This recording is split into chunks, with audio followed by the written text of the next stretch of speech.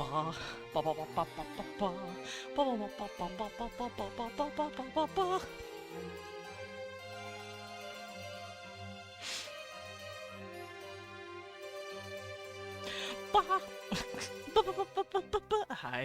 Hey guys, how's it going? How you doing? I know, Pride Month is over. I could take it. Ow. Fucking. My arm. It felt weird. Hi everybody. Happy Wednesday. Let's get some music going and then we can start officially, huh? Here we go. All right. Let's get some soft Zelda music. And Zelda, let's greet chat real quick. Let's see what's going on. Blippy, grabs on first. Pet, pet, pet, pet, pet, pet, pet. How you doing? Can you believe it's July? Yeah, we gotta return to the Aether. Nah, Pride Month is over. It is now Wrath Month. Everyone get angry. Nearly done my first art fight ref. Nice. Then you can upload it and be like, hey, look, here's my Blurbo. Loros, hi, and hi, Voidhead. 88 streak. Now I must away to focus work again. Of course, of course. Thank you for dropping in, and thank you for the lurk. And thank you for the yeet. I don't need to take my pills today. Not yet. I'm fucking angry. Sony needs to sink and piss. Ew, what do they do? I don't know whether to be sad June is over or not. I mean, it's Canada Day. Are you Canadian? Are you Maple Syrupian? Maple Syrupian, as I've heard a few Canada. Can I talk today? No, I can't. Ironic, considering this is a fucking language session. Oh, you are Canadian. Sick. Yeah, I know a couple of Canadians, and one of them calls himself a Maple Syrupian, and I think that's hilarious. No more physical games after 2028 starts.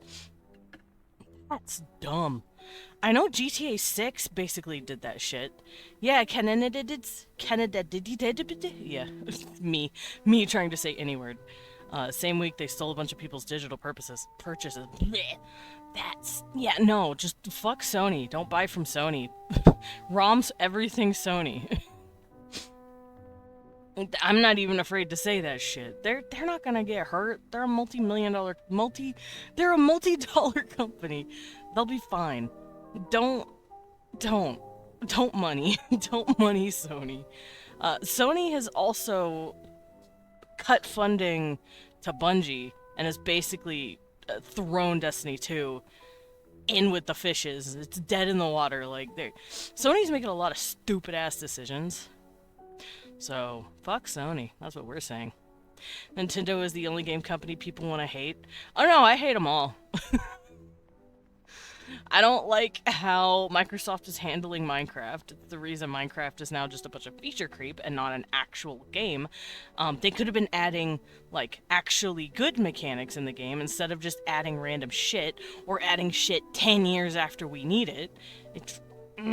Sony's been on my shit list since they've made Bloodborne a fucking exclusive. Granted, I know why they did that. They went to Miyazaki and said, make us a game. It's supposed to be just their game, but I don't fucking respect them. Which is why, once again, ROM their shit.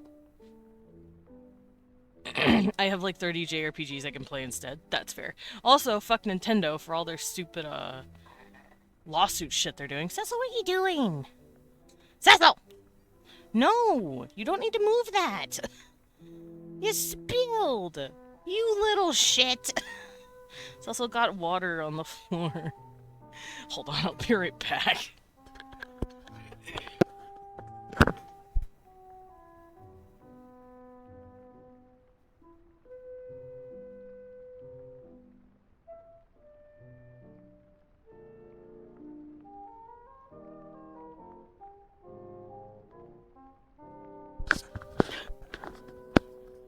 Alright, I'm back. I don't know if you guys heard me chastising him. His water's at the halfway point, and that's when he starts pulling it around because it's not completely full. So he gets angry about it, and he pulled it and spilled a few little puddles. So I grabs a towel. Oh, it's my. Ooh, in trouble. Big Dad is getting onto him. Alright, I'm back though. Nintendo charging $10 for an old game is the original sin to some people. Um, I think it depends.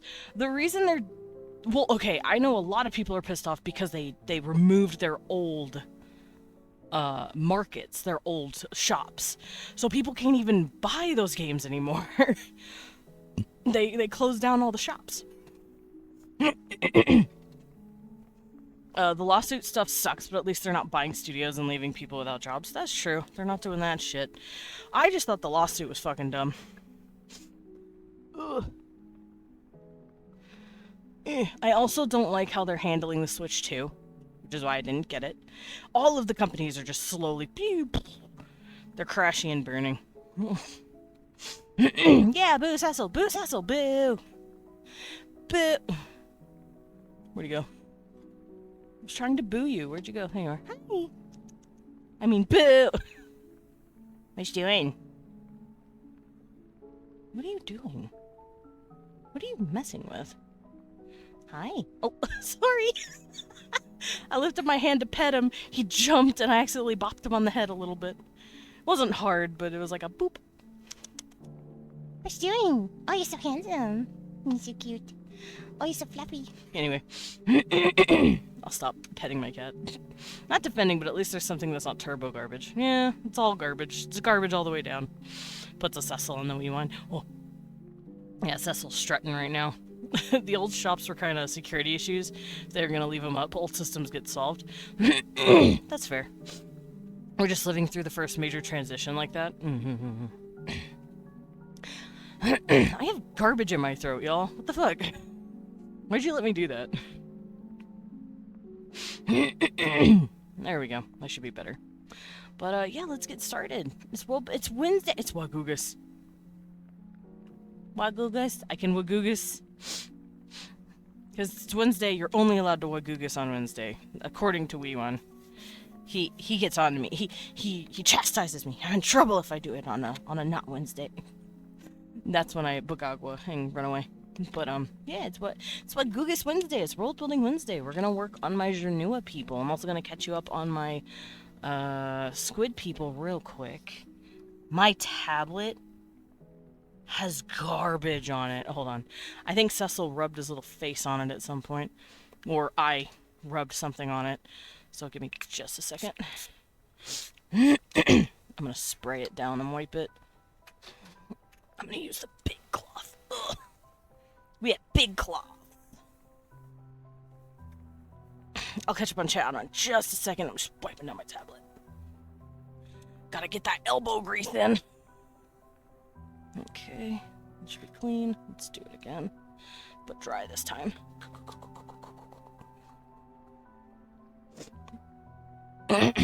We're just living through the first major transition. Basically, things are complicated, and fuck if we don't have time to talk about it. When there's a world to build, yeah! I got a whole universe at my fingertips I can play with. Okay, I think we're good. Water. I will take my water in just a second, Lilin. Thank you. I also need to tell Blue Sky I'm live.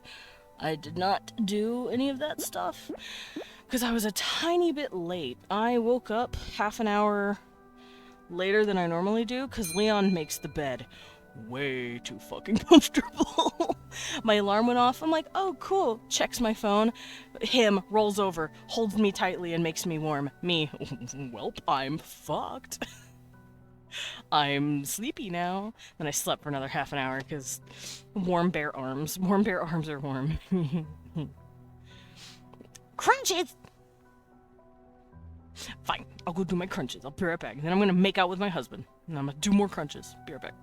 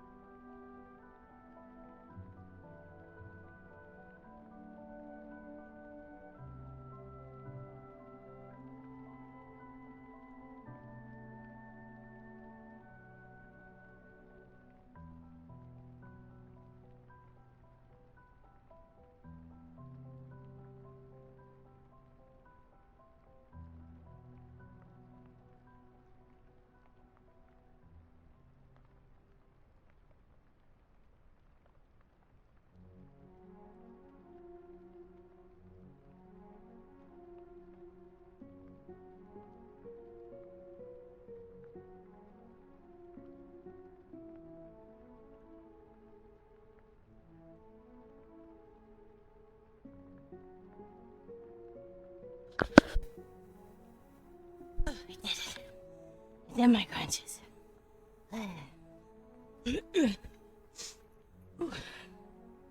Alrighty, let's get adjusted. Where's my cat? There's my cat. I don't want to run him over.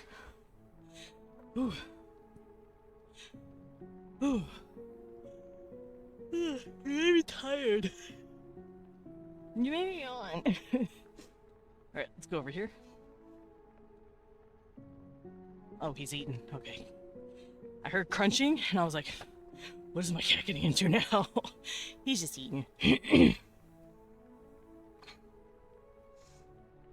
Ooh, lekker. Alrighty. Let's just get started, shall we? So, recap. Let's go find these boys. Also, quick aside. My art fight stuff is up. It is complete. Follow me if you want to come attack me later. And I will probably attack you. Thank you for the catnip tea. Me. And thank you for the hug on Wee One. A kitty is hugging you. Oh no, you don't have to get up, I'm sorry. Oh, I think I disturbed him a little. He was curled up in the bed all cute. Oh, what a baby. Hi, Reacher. What's up? Okay. Alright. But yeah, my art fight is up. Also, Grell of the Guardian is still out, obviously. Feel free to go read that at your pace and leisure. It updates again tomorrow. I believe 19? Chapter 19? Yeah, chapter 19. Oh god, my throat is just garbage today. Wah.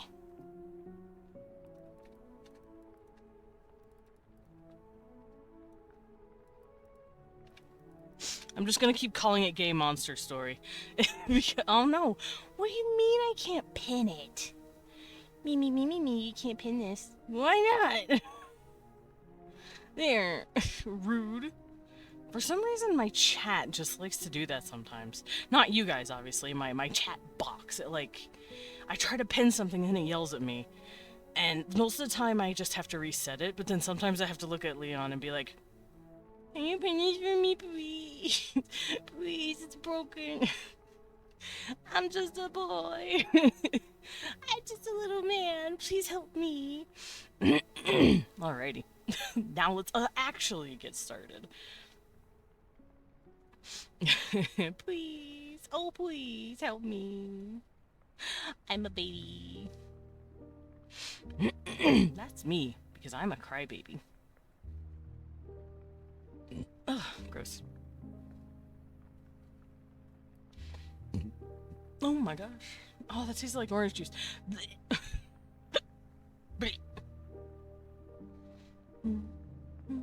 Also, I had a dream last night where I streamed for like 8 hours and I was very tired. Why'd y'all let me do that?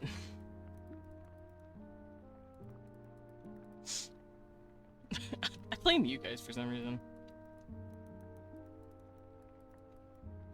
I also have to tell Blue Sky I'm live, so Dread doesn't kill me.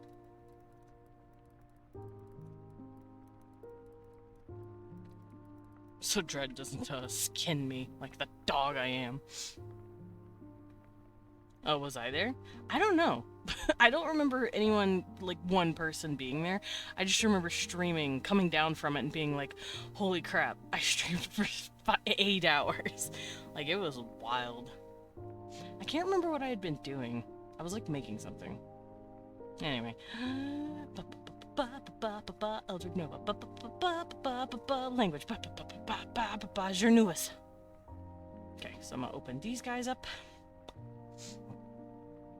Now let's go find the actual Jernuis species. Come here, y'all. Let me make sure their penises aren't out. Okay, we're good.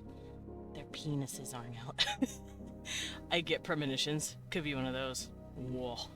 No, I don't want to stream for 8 hours. I'll get tired. Penis! No, we're not looking at penis today. Not today. Not here. We can't do that here. This is Twitch. Twanch don't like penis. If I ever do want to draw that kind of anatomy on stream, I'll either do it through Discord or I'll do it through Picardo. Unfortunately, Twitch does not like anatomy. Now, I understand, once again, they tried. We've talked about this a few times because it pisses me off, but they tried. Twitch tried to give us tasteful nudity as a thing in art. They're like, listen, as long as you're marked 18 plus and say that you're drawing tasteful nudity, you're fine. And then people were drawing fully erect horse cocks on the front page of Twitch.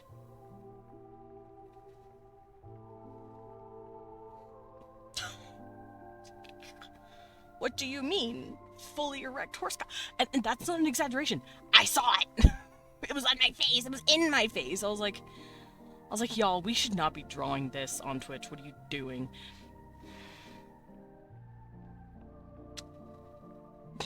So I don't even blame Twitch for taking it away from us. We did not know how to do it. I'm pissed because this is what I'd be drawing, right?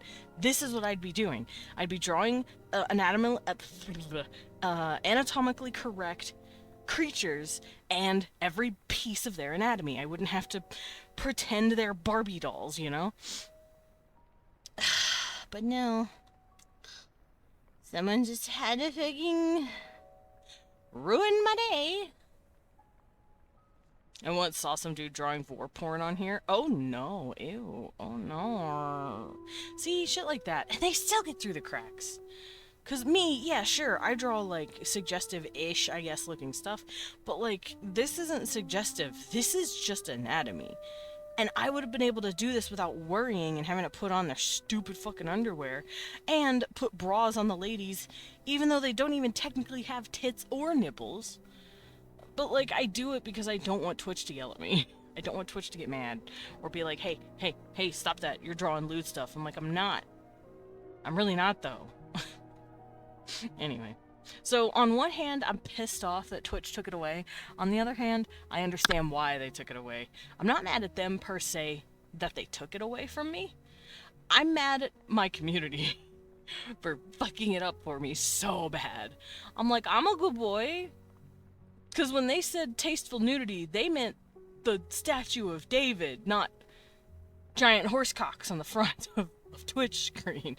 Anyway, yeah, so that's me being angry about it. Anyway, back to what we were doing. So last time, I started working on the family unit and how the words work, and then I gave up because I realized my brain was hurting. I also did a quick little aside to see how much, because I feel like they will follow the family based on the grandmother, probably not the great-grandmother, because, she won't have enough, like, blood DNA in her to really consider it to be marrying your first cousins, but because they don't do that. They don't marry cousins. Some cultures in human history have done the whole marrying cousins thing, but that has proven to be detrimental. Hi, Pads, welcome in. We're discussing world building today. I'm going to be going over language here in a minute. I'm just talking about what we did last time. Oh, there's stuff on my tablet. There we go. I wiped it down, right? There's still stuff on my tablet. But yeah, so what I did was I took the grandma, right? And I figured out, like, oh, what would it be like if she had a dude, right? And then her and your grandfather had your mother, and then your mother and your father had you and your siblings. You guys shared the exact same, like, look. So then I started going through and seeing what it would look like to the others. Yeah, Granny getting busy. Yeah, so the way there's your Nua work, men are a lot more abundant than women because there's two types of males, and they all have a lean towards being male. So there's going to usually be 2 to 3 males to 1 female born, regardless of which male you pick. because just males come out more. Like this. These are the females. These are males. These are alpha males. So it's usually pretty common for ladies to shack up with more than one dude. Usually not at the same time, because why the fuck would you? You can't get pregnant twice. They can't like have kids with two dudes at the same time. So usually they're with one guy for a few seasons, maybe a few years, to have as many kids as you can with him. And then when she's sick of him or whatever, she'll move on to another kind of male. So if she's been with a warrior male, she'll go to a scholar male. It's fucked, but that's how they do it. Meanwhile, the males, if there's two of them, because scholar and warrior males can get together as well, they're considered, for the sake of their culture, like two different genders, two different times of male gender. They're technically female, femboy, male. That's the roster here. Femboys are considered their own gender. They still go. Well, actually, they might use another kind of pronoun that's not non-binary. So these people might have like 4 or 5 different types of pronouns in their language, which is something I need to think about because I am working on language today. But yeah, when two males get together, two scholar males, when a scholar male gets with a warrior male, usually, it's typically for life, because while females are usually getting with a dude to propagate, males get together for companionship. They know they're not going to have kids. So it's more committed, if that makes sense. It's more committal. So how their society usually works is that, you know, a lady will shack up with a dude. That dude will fuck off after a few years. Unless they just really work out and she makes him her husband, aka her consort, as they'll call it, as what I'm calling it. Otherwise, he'll fuck off. He knows his time is probably limited, so he is just seeing it as more of like a transaction. And then she'll get with a scholar male or whatever if it's not a warrior male that she was with before. She'll have a few kids with him, and then he'll fuck off. Unless she keeps him. Then she'll probably go find a third or even fourth dude to be a companion with, if she feels like it, or she'll go back to the old one and be like, hey, I wanted you, shit like that. The females have a lot more partner freedom. Meanwhile, the males, after they're done and they've had a few kids with whoever, they decide to find someone for companionship instead of propagation, and then they settle down. And half the time it's with another male, because there's only a third females. So we've got rampant bisexuality. Will females occasionally take two males at once and consort both of them? Yes. But consortship is usually for, like, marriages of alliance. You normally, like, lock in on each other because you're from a different city, or you're from a different caste structure, and you're trying to make an alliance with each other. And two males can do this. A female and a male can do this.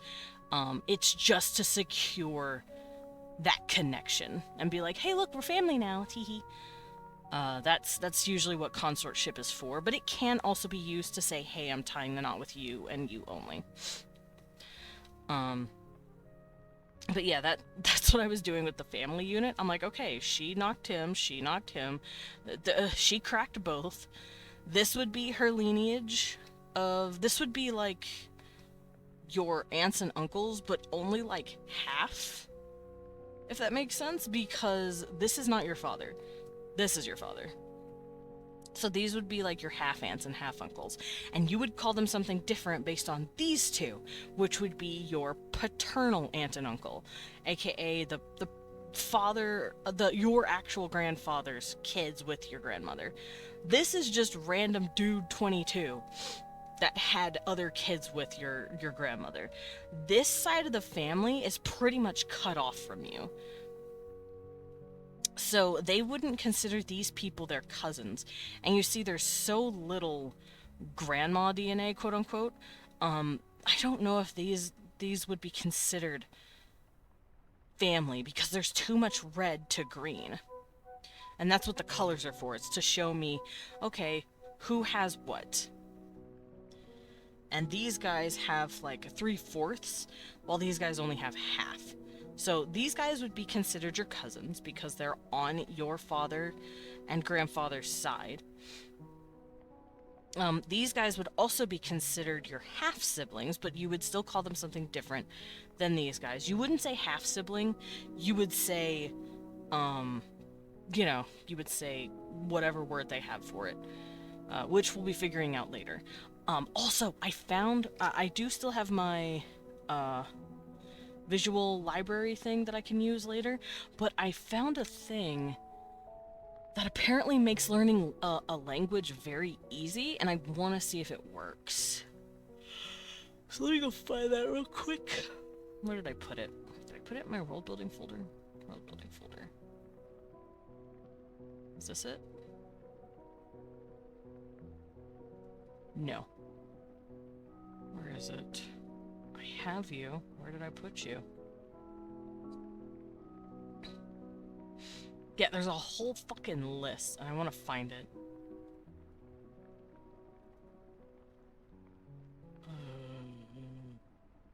What the hell is this, and why did I save it? I don't know. Are you it? No, you're just questions. Yeah, there's a, ooh, is this it? No. Where did it go? I have way too much shit in my folders. No. Yeah, it's like a list of 650 words or something like that. And it's supposed to be words most commonly used in a language. And it's good to have the vocabulary of that down in your noggin, so that when you are actually trying to learn the language, you have that. You have that in your brain. And it makes it a little easier to pick up on the language better. But I'm trying to find the picture that I saved of that. Did I put it somewhere else? Is this it? No. These are just animals. I might have saved it in another folder, and I'm in the wrong folder.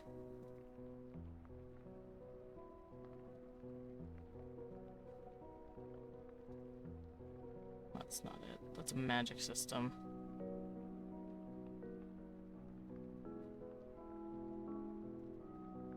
No. Is this it? No, those are colors. Bow. Okay, so I think... Yeah, I think it might be in another folder. I don't think it's in here. Let me scrounge around my stuff real quick. See if I can't find it. Did I put it in species? No. Did I put it in references? Oh, those are mine. There they are. Okay.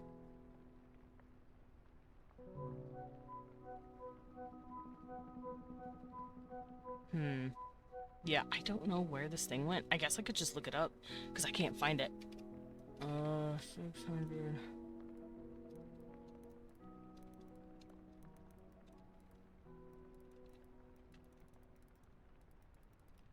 Yeah. Alright, let's find it. Yeah, 600 essential vocab words to know any language. Some say it's 625. I just put 650. According to, what is F?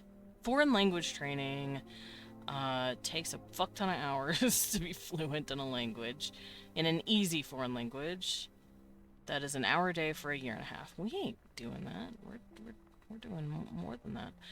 Okay, so where's my list of words? We have basic words, verbs, adjectives, and nouns.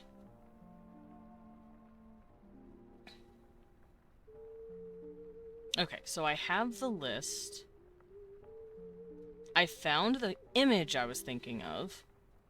I don't know where this was saved in my original folder, but I found it in I found it on Reddit of all things, but it's originally from Tumblr. It's called Fluent Forever, and it's basically like a website that gave you 625 vocab words in the language that you like want to learn from, and it helps a lot. It looks like it helps at least. Some of these words are not going to be applicable. For instance, transportation. We don't need a word for train, plane, car, truck, bicycle. My dudes do not have any of those, but they do have mounts. They have some sort of like lizard horse. It's like a walking crocodile almost. It's like a dog-legged crocodile. They have huge dog-leg crocodiles. They have words for that. They have carriage. They have wheel. They have words for animal, which is right here. Animal, wing, stuff like that. Gator doggy. Yeah, they got a gator dog. I don't want to name him Old Slim because of Avatar, but I'm not gonna. I love how gators run, it's too cute. They run fucking funny. They look like they're hopping. It's really funny. Fun fact, alligators' ancestors, like millions of years ago, I don't know how many years ago, but millions, they used to walk upright. Like Komodo dragons almost, kind of. Their arms were a little more stretched out. They weren't squat. They stood up and they ran like a fucking cat. And it was like, bruh, that's creepy. Oh, I will check. What is that? Oh, it's the dude. It's Burko. Look at Burko. Look at the creature. I see me in the top. What am I doing up there? Hi. Hi, Mom. I'm on TV. All I need to do is the coloring. Yeah. Get that coloring done. You got this. Is that your sheet for art fight? Because that's what it looks like. It's a little hard for me to process because I have to like tilt my head to look at it. Hold on, wait. I'm above it. Hold on, let me. Yeah, no, it looks good.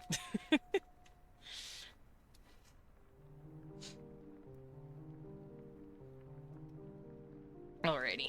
But yeah, last week, or last time that we did this, after I finished losing my mind over family, I then came up with the IPA, aka what kind of sounds they use for their language. I have determined that they have technically 4 vowels. O and U are kind of like this nebulous in-between sound together. So like Mudra's name would technically just be Mudra. Mudra. I feel like it would be an O or an U sound depending on where it is in the mouth or in the word. Like maybe it's more of a U sound if it's in the front, and if it's in the back, like Ralo and Lelo, it would be more O sounding. So Mudra, U, and Ralo, O, lady. So this would be Tulen, but if it was T-E-L-O or L-U, it would be Telo. I feel like depending on where it is in the mouth, the sounds change, which happens in English too. Depending on where a sound is in our mouth or in our language, we'll pronounce it differently. We also have sounds in our language, in our IPA, that wouldn't be considered a sound. Like we have r, r, r. We have a trill R sound in our language, but we don't use it for an R. We use it for words like ladder, ladder. Yes, that sounds like a D, but it's technically a r, r, r. It's a tap. Like pero, pero, ladder, ladder. Same exact sound. But we consider it a double D sound. It's wild. We also have the sh sound from German's ich, but it's in words where a K and a Y are together, like a K sound and a Y sound, like in cute. If you say cute slow enough, you can hear that sh. Cute. Language is weird. It has little sounds here and there that you will not process. Meanwhile, in like Japanese, that Q sound, they would say Q, Q. They wouldn't make that much of a sound of the Q. They wouldn't hiss nearly as much. But you can tell that those aren't actual sounds that they're using to speak in their language. That's what this OU difference I did means. I'm also going to do the same thing with this. S and ts can also sometimes be z and z, which are the same sounds but voiced. And the reason they're not considered actual sounds is because they are not there. They're ghost sounds, right? S and z, s, z, ts, z. There we go. So you'll only really hear these sounds whenever you are having a voiced word or a voiced, what's it called? OU sound with it, and it kind of like drags it in with it. So like, if I want to say witsi, witsi, you can hear that ts, witsi. But if I say kudzu, kudzu, that oo makes it a little harder to say ts, and I say z instead. It's voiced, it's more voice sounding. And this happens in Japanese. I believe kudzu is a Japanese word, but it's technically pronounced kutsu, kutsu, but that's a little harder to say. It's kudzu, kudzu. But the z is technically a ts. It just comes out kind of z. So that's what I mean when I say that.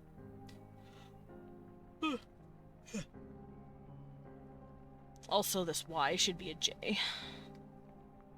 It is technically a y sound, but we use the letter J to indicate the y. Yeah.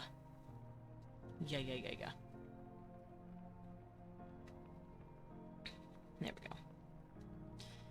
I'm gonna do this. I'm gonna make this red to kind of show that, hey, this is technically a sound.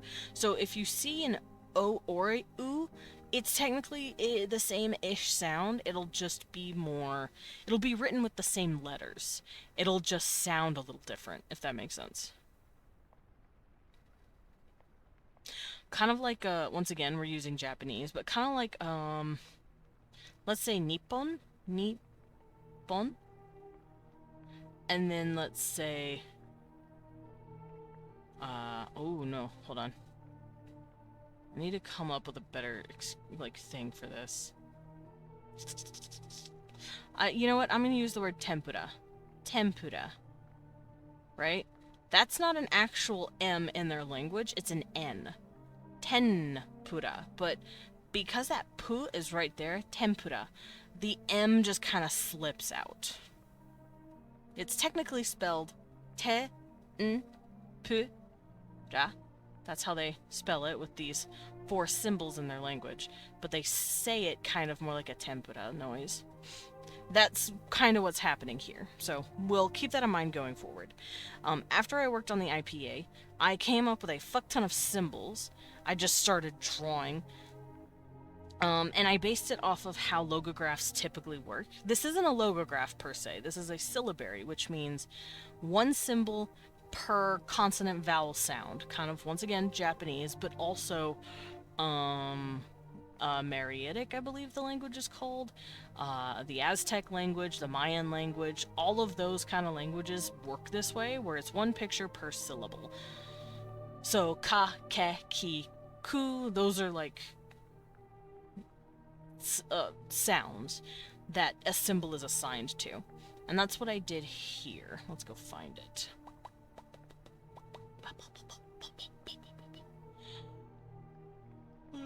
Where's my writing? Where's my language? Where'd I put it? Am I okay? Did I leave it in here? No. Where did I leave it? Oh, it's in here. Why? Hold up. I need to move this. This is dumb. I am not keeping it in there. That's stupid. Okay. Now I open it. There we go. So you can see I assigned each symbol to what I kind of associated the sound with. So it was basically just me playing vibes. But each symbol represents something. Like, for instance, this is female, this is male, this is the big male. And that's because the curves represent their horns. These curves are the horns, these sticky uppy parts are the horns. Shit like that. Ugh, gross. This represents bread. I believe this is a house. This is a spear. This is a bug. This is the moon. So basically, this is a bow and arrow. This is a drawn bow and arrow. So I made a bunch of pictures that, like, look like maybe a certain image if you squint, right? If you just do a squint. I believe this is mountains. This is water. This is fire. I don't have anything for wind, but I don't know if they would consider wind a super important element to put in because they can't see it. They can just feel it. I'll have to think about that. I believe this is a tree. This is a jar or a pot. This is bread. This is a bird. This is a star. This is grain. This is a reed. Cecil! No! Leave the towel alone. You don't need to put the towel in the water, you butthole. You remember when I went to go put a fucking towel on the floor to mop up the water Cecil spilled?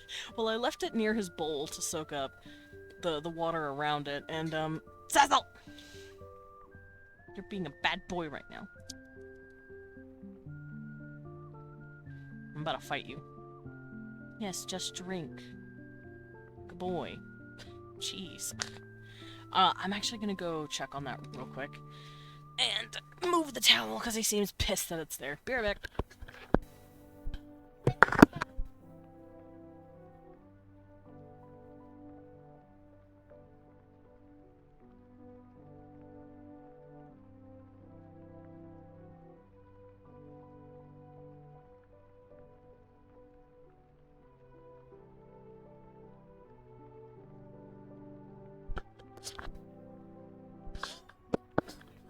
Okay, I'm back.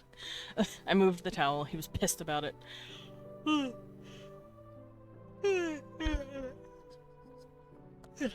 Alrighty, but yeah, once I was done making all the little symbols, I started applying them to this.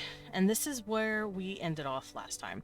So basically these symbols, I just kind of stared at them and went, what would you sound like? You know? Like, this hand is pe. And, the word for animal is pu. And then here, a bow is ba, bow and arrow. I believe this is a foot. And that's ta. Ta for tootsies. This is a house, it's do. Fire is ka. I believe this is male, little male, which is ke. Tree, te. Jaguar, ga. I put that there because gato. And I thought I was hilarious. Lizard, si. Because it sounds like a hiss. Fish, si. Tse, I think it is. Tse. Tse? Yeah, tse. So that's what I did. I was just kind of listening to the sounds. Snake is she, because it sounds like a shh. Sounds like a hissing. Mountain is we, because Witsi Mountain. Wits is it's actually a call to Witsi La Pochli. Witsi La Pochli means like mountain something or whatever. Damn, it's real windy outside. Oh my god, it's windy outside. Sorry, it's like knocking trees around and shit. If a tree comes through my house, you'll know what happened to me. Anyway.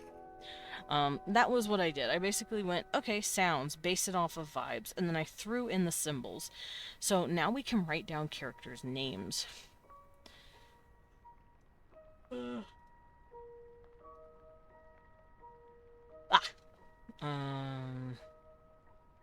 This is not... Oh, there it is. Yeah. Mudra. I'm gonna write down mudra.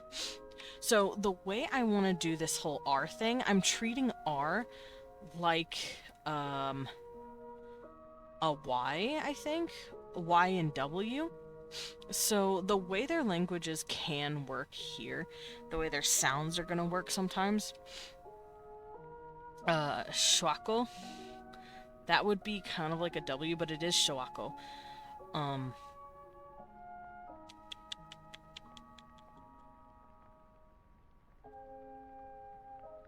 Okay, so I think how I'm gonna do this is having a different vowel behind it. This is how the Japanese do it, especially. So we can do this too. So this is how they do this. So Ryu, let's use the word Ryu, which is the Japanese word for dragon. They write it by writing down the symbols Ri and Yu, and then it just kind of combines into one symbol. Ryu. So that's kind of what I'm going to do with these guys. So if I wanted them to also have the word Ryu, where is it? Ryu. How was Zephyr? I'm doing language today. How you doing?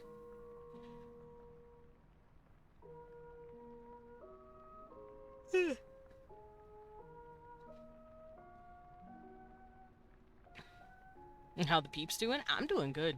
You're doing slow? Oh no, why slow? What's going on?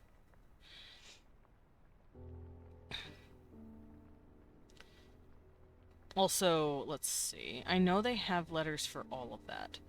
So, let's say Ra, Re, Ri, Ru, Ri, and Ru. So each of these will have a consonant kind of like connecting them. I don't know if Re will, but maybe Ra, Ri, and Ru. So I want Ra to be Ra as well. I want Ri to be Ya, and I want Ru to be Wu, like that. So if I want to say schwa or something like that. You know what? Let's actually do this. Make it easier on me. Let's say sa. Sa, si, and su, right? This is me making these as examples. If I want to say sra,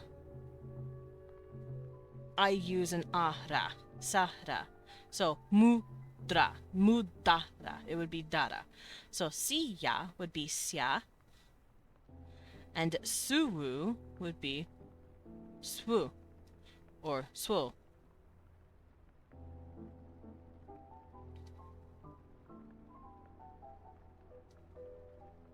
Like that. So Mudra's name would technically be written out as Mu Dara. And because this is an A before the R, it would connect it to make it Dura. Like that. So Mudra. How do you say Mudra? In order to write Mudra, we would do M-U, Mu, like this. Mu. Sounds like a cow. Mu. Mu. Or mu. Mu. Da. Da. And then the masculine symbol, Ra. Masculine symbol. Yeah, Ra. So it would be big horn, and then his other horns. So this is how you would write Mudra. It would technically be Mudara, but because that R and A are together, very close, it would be spelled and pronounced differently. Gross. I'm trying to doodle some poses, but it's not working out. That's fair. I say if it's getting a little hard. Oh wait, no, I don't know if you're doing this for art fight. If you have a like 3D posing program at your disposal, I say use that to practice. I usually do that if I can't handle a pose a certain way. I'm doing this for art fight. Oh hell yeah. Is it for like character ref sheets, or are you attacking someone? Are you stabbing someone? Jumping a person.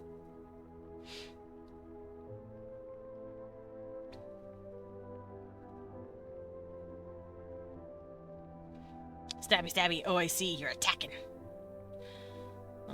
Yeah, I say use a, what's it called? You can use a pose. Don't...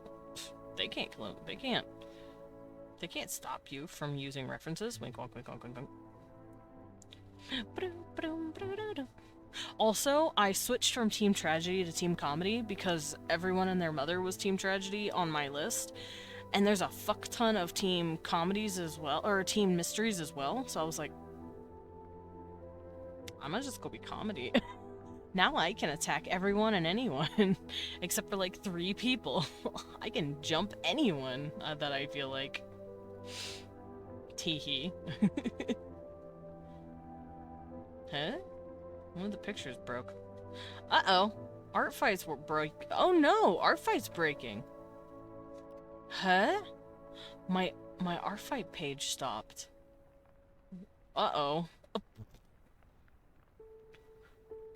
Art fight's currently exploding. Yeah, I can see that. I tried to look at it and I was like, what do you mean you wanted to look at that? I'm like, I guess I didn't. It's about to go kaboom. Yeah, it's not loading for me either. I'm assuming it's because a bunch of people are on because it's day 1. So everyone's like losing their shit and going there. I'm assuming that's what's happening.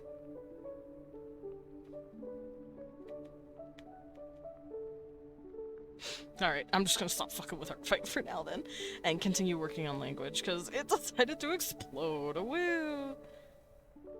That's fine. Alright, so this is Mudra's name, Mudra.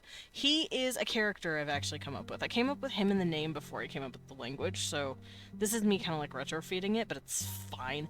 It works out. It makes me have to think more. And he has a cousin. I'm gonna hover this. Actually, I'm gonna do this. It looks better. Mudra, this is his actual name, that's how you pronounce it. But then this is how you spell it. Mudara. Here, let me actually do this again. This is annoying me. I should probably be doing this in the actual language part, not on the map. So let me do that. Let me pull up the actual language. Let's go over here and do it. Okay, so once again, let's start with the a, e, I, o, u thing. So sa. Let's turn it down by a notch. Sa. If you put ra next to it, it'll end up being a sra. If you have sa, se, si, and you put a ri next to it, or a ya, not ra, ya, you have sia. Like I said, this is very similar to the Japanese ryu, where it's technically spelled ri, yu. And then you can have so, I'll say so wa, just to make it easier. And then you say swa. So so wa, swa. Because you can hear that O and W kind of combining. That's what's happening with these the language. So we've got sra, sya, and swa. So that is how Mudra's name works. Mudra becomes Mu da la.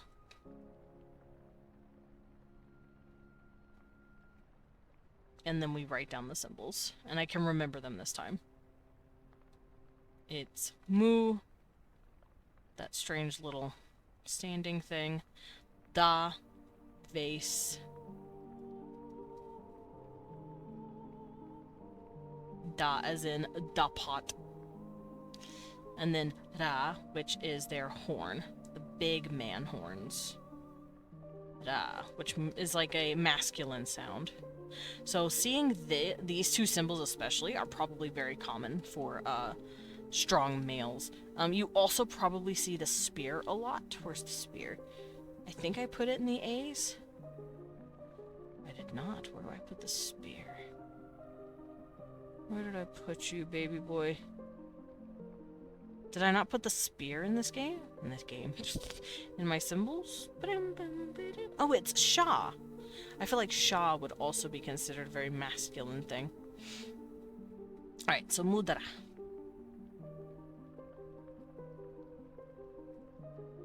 Meep.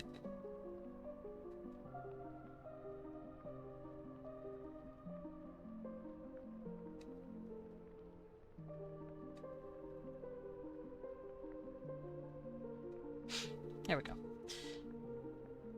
So let's write a couple of more names. There is also Yegin.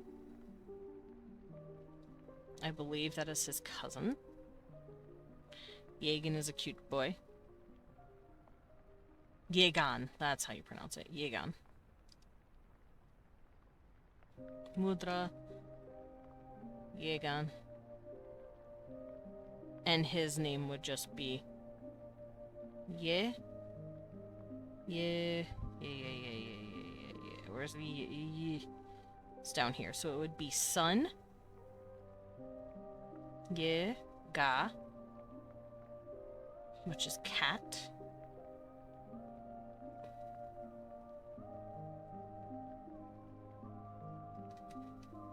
Let's draw the symbol a little better. Cat. Yega. Sounds like I'm saying Jaeger. Like the character from Attack on Titan. Yegan. And then just an N. Water. Thank you for the water, Blibbo. Water. And the sip. There we go. I have saved. I have sipped and saved. I was just saying that. Yega. I feel like the N, if it's at the end like this, it should probably be spelled Yegane. That way they have the ne. And you just kind of imply that the ne sound is going away. You don't pronounce it. So ne, it's this symbol. Hold on.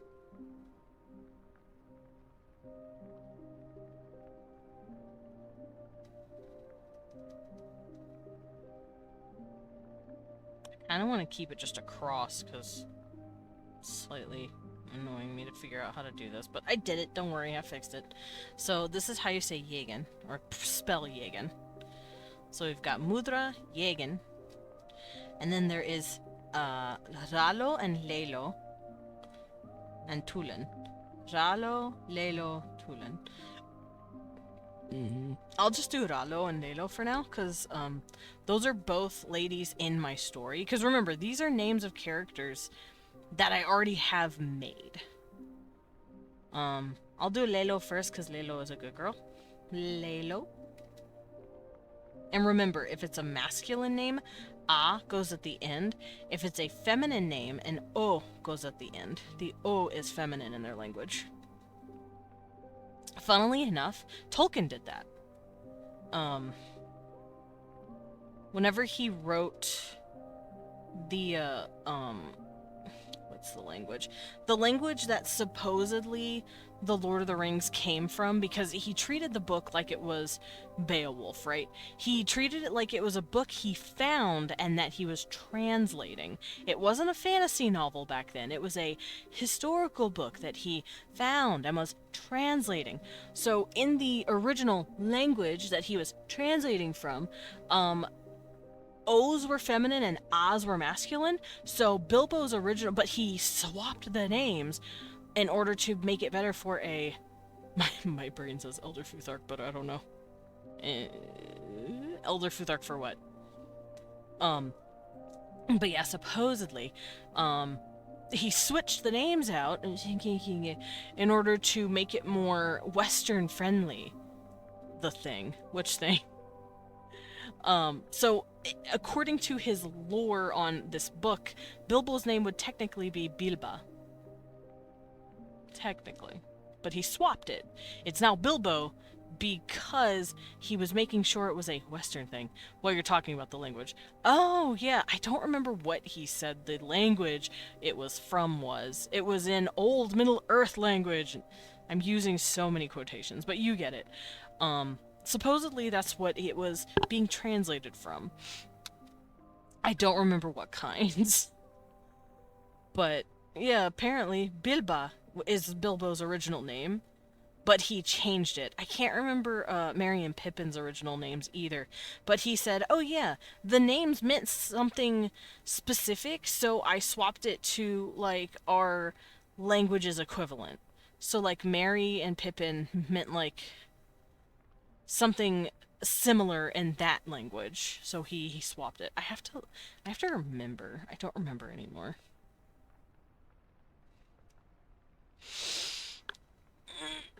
Oh, big stretch. I just cracked everything in my body. Holy shit.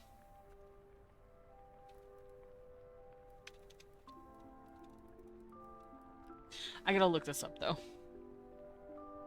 because I can't remember exactly how it goes.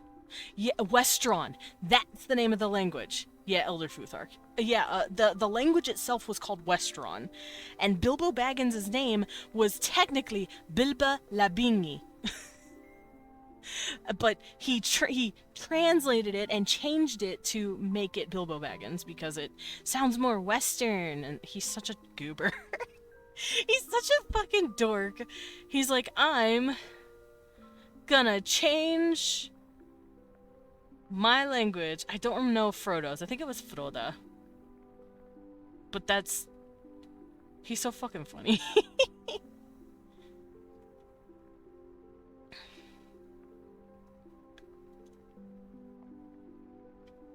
Yeah, Bilba Lambingi.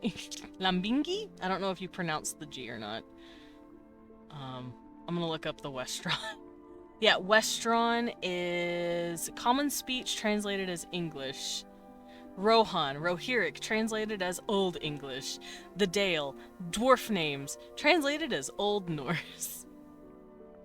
Westron, called Aduni in Westron, or Soval Fare, meaning common speech, is the constructed language that was supposedly common speech used in J.R.R. Tolkien's world of Middle-earth in the Third Age. He literally said, I'm gonna make up a language that my book came out of. He's so funny. Ugh, this man is silly.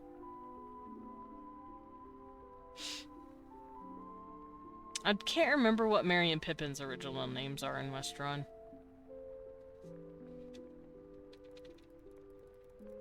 Let me see if I can find it.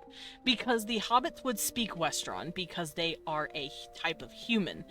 I know that sounds really funny, but they are. They are considered men. They're not technically hobbits. They are hobbits, but like they're short men. They come from the race of men. They weren't like a separated created species like dwarves and elves. Elves were made and were expected to wake up as the first race by Eru Ilúvatar. Dwarves were made in secret. They weren't supposed to be made, and then they were buried by Ilúvatar after he gave them life because I don't remember his name. Home dog.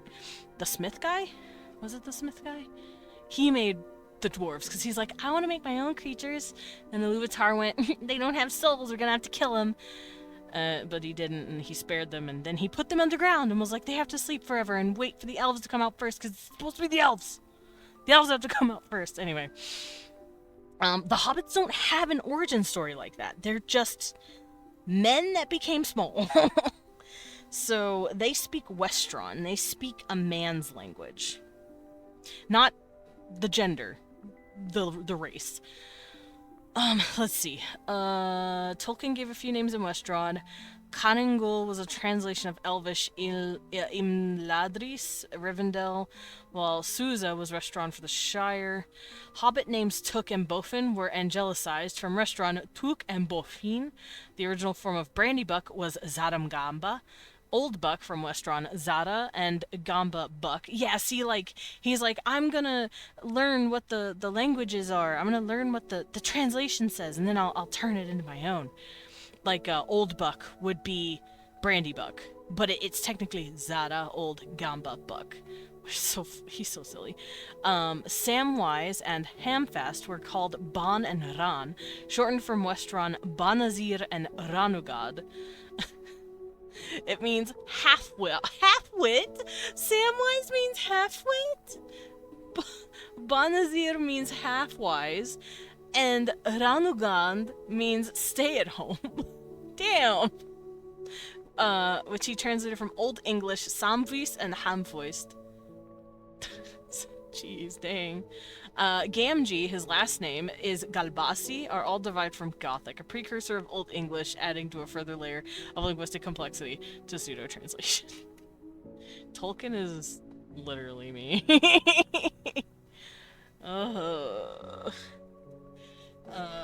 The narrator of the appendices admits the word hobbit is an invention, and he could explain a much easier worn form of the Old English holbiltia, which means hole dweller. So hobbit, but I know he came up with the word hobbit. It just happens to also sound like hole dweller. Because he didn't know what a hobbit was when he first wrote down the word. I think he was like grading someone's paper and wrote down at the bottom, in a hole in the ground lives a hobbit, and that's it. And then after that, it exploded. It turned into this whole fucking thing.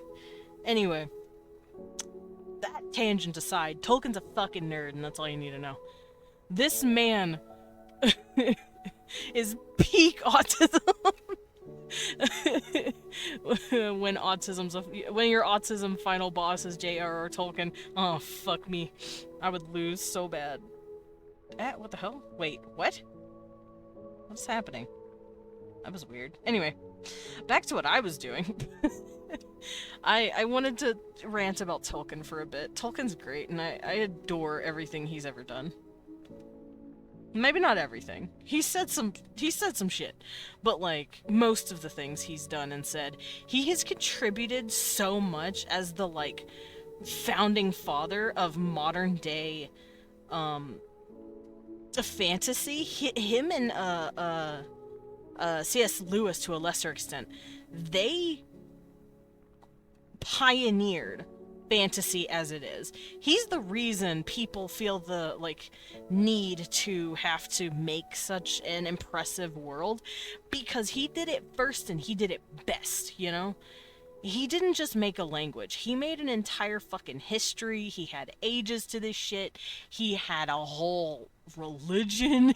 He had his gods, his angels, his fallen angels. He had races, their origins.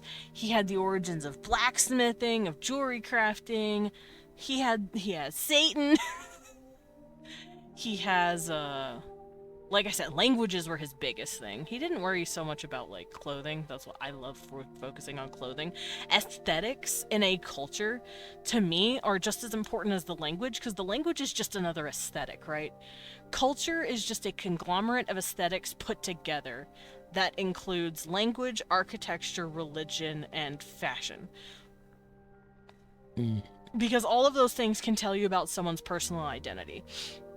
And they always tie into each other. For instance, if you are a pretty secular culture, if you are someone of the cloth and you're wearing something like that, your clothing, your fashion statement tells someone directly, I am a priest of my country.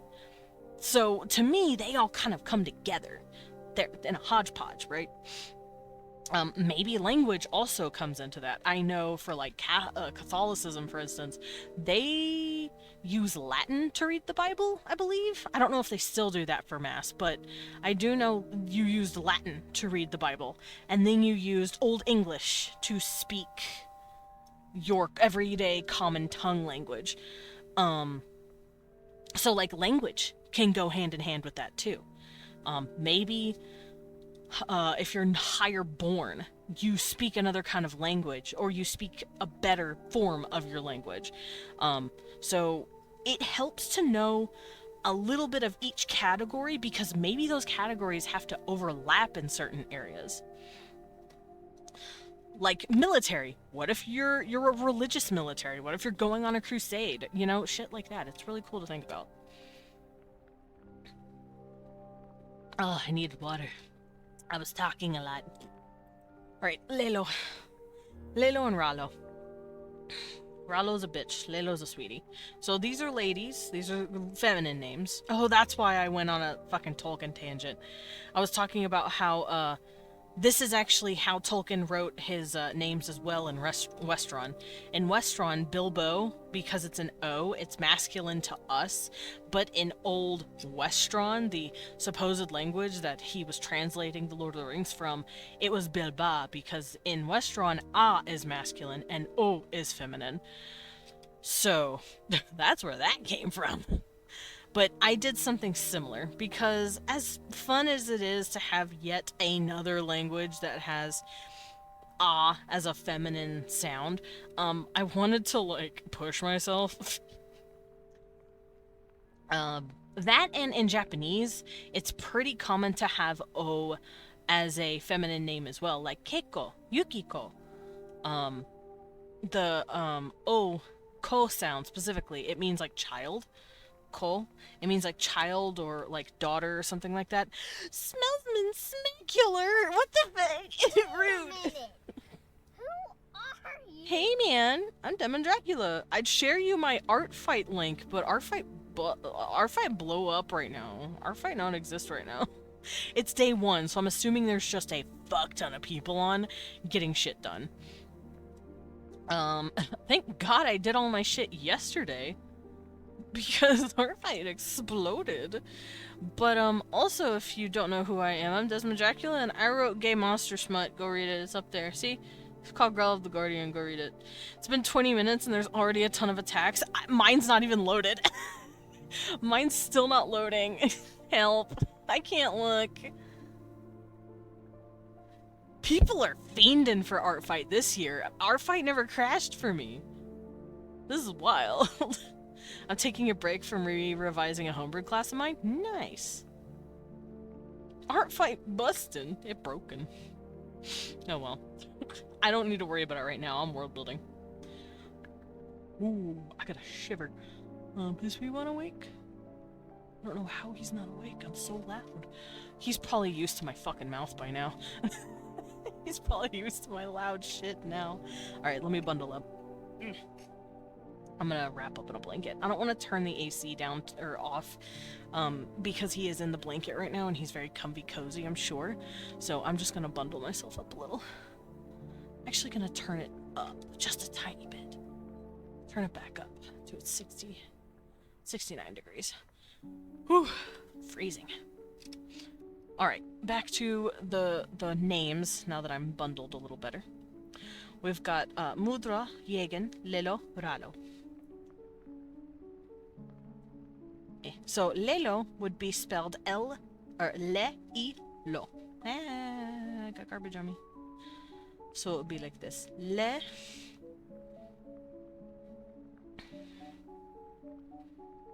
Where's Le? It would be right here. It was this thing. Whatever this thing is, it would be this little symbol. Le.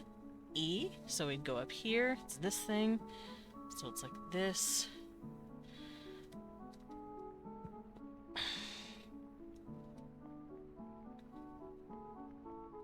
And then Lo. That would be down here. It would be the hat. The little horns for the ladies. Like this. So I think Lo is probably a very common feminine sound because it is their horn shape. It's definitely, you're basically saying woman in this part. Right here, you're saying man. Yegan, the ne sound, is pretty common, but I feel like they would also use ke, which is this symbol at the end. Ke. Le. Le. Yeah. So Yegake, or Yegake, probably would be pretty close too. I'm gonna say Tuleke would be their name. Also, I feel like if the E is at the end of a name like this, they probably start to get pretty lazy with the sound. So Yegan, they just kind of drop the E. If I wanted to say a name like Tulek, here, I'm gonna stack these over each other. I'm gonna do this. This will be males, big males. I'll do this. Big males, little males, and then females. So we've got Mudra, Yegen, Yegane, and Lelo, and Ralo. Let me get this closer. And Ralo. And then we would have Tulek. Tulek. I'll say Tulek like that. That could be a masculine name. And then Mudra. I want another name for that. What would we want to do?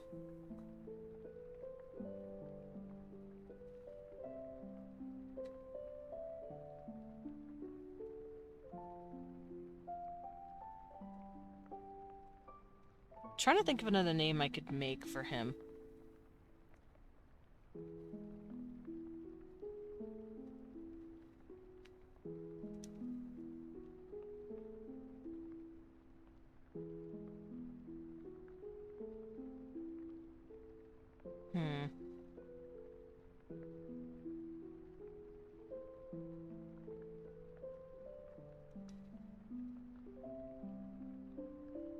I think I'll make the name, maybe Badeshak? Badeshak. I'm gonna just say Badeshak. Badesha. No. Bodeshak. Come on, man. Budesha. Okay, so Budesha. That's gonna be a, another name. Since the E is here, it's pronounced better, but Tulek has an E sound and it's not being written, really. So Budesha would be Bu, which is BU. It's this symbol, meaning location or place. De, which is this thing. It looks like a hammer. And then Budesha. Then we have their spear. So this dude says, I hammer my spear in this location. That's his name, but Budesha.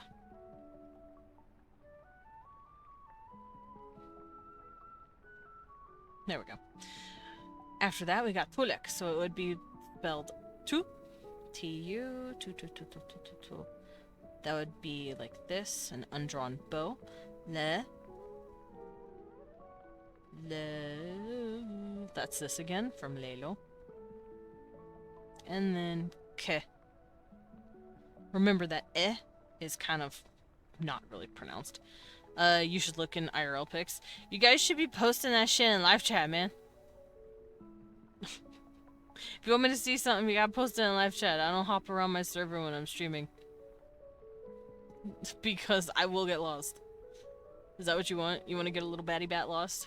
I think that's what you want. You just want to get my little baddie bat ass lost? Yeah.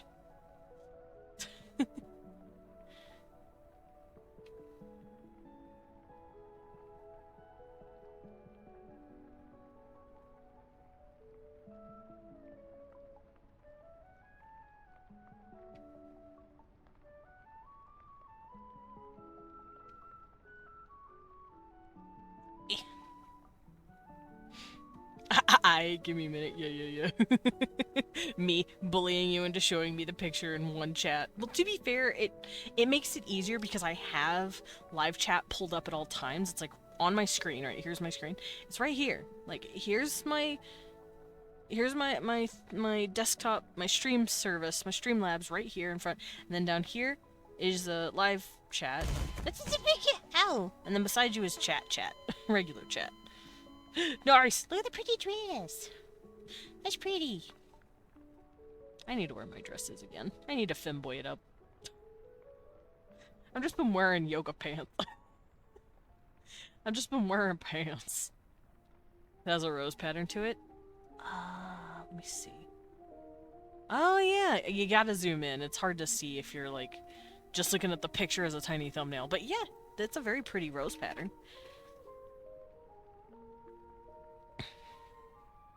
Can't really see it. Give me a sec. I can see it. You gotta zoom in, but you can see the, like, subtle floral patterns. It's very pretty. Alright, I was looking for K. K. Oh, right. It's their horns. K. Me. So, I think I'm gonna swap some of these names. Yegan. I know you're more important to the story than Tulek, but, I have to bring you down.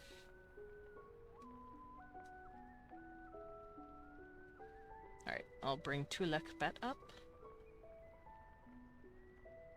I have a question.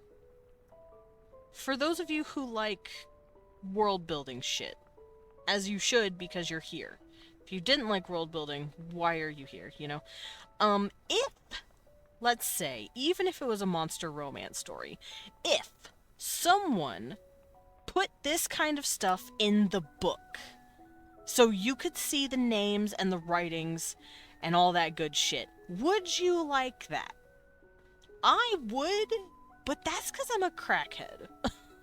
Posted a pic of the more. Oh, I see it! Okay. Yeah, that's pretty. I love dresses that do that. Same. Yeah. Okay, cool. I've noticed no one who writes books anymore does that. What would you like to see side by side? Like the language and the letters together? Kind of like this? Or, but yeah, no. It upsets me. It upsets me greatly that I'm like, hey man, can I, like, see what you're talking about? And then I'm never shown. But I would love to give people little language lessons in my books. Maybe as like a in the back sort of thing so that people can have it there for later. For example, lelo. Yeah, le-i-lo. Oh, also while you're typing it up, I'm going to do ralo as well. Ra, which is right here. Oh, no wonder this bitch is bullheaded. Sorry. She has the ra sound. She's called the man woman. She's called the strong male female. Ralo. No wonder this bitch is bullheaded. Okay, so Ralo is extremely aggressive and vicious in my story. And this would make sense. Maybe she was like that. 'Cause I think the way their names are going to work, they might have little kid names for the kids, and then as you grow older, you get a name that suits you better. I like when languages do that. At the back would be good if some names are like spoilers. That's true.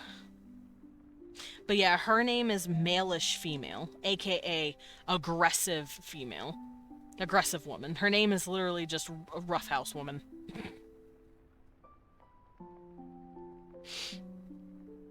Because remember, this isn't just any male. This is a common last part for a alpha male. Hunters, warriors, fighters, sportsmen.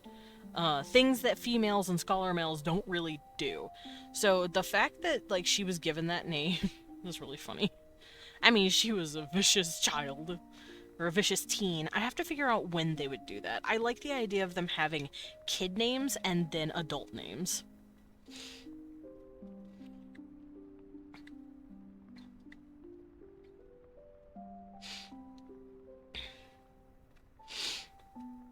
I also want to write down what their names mean.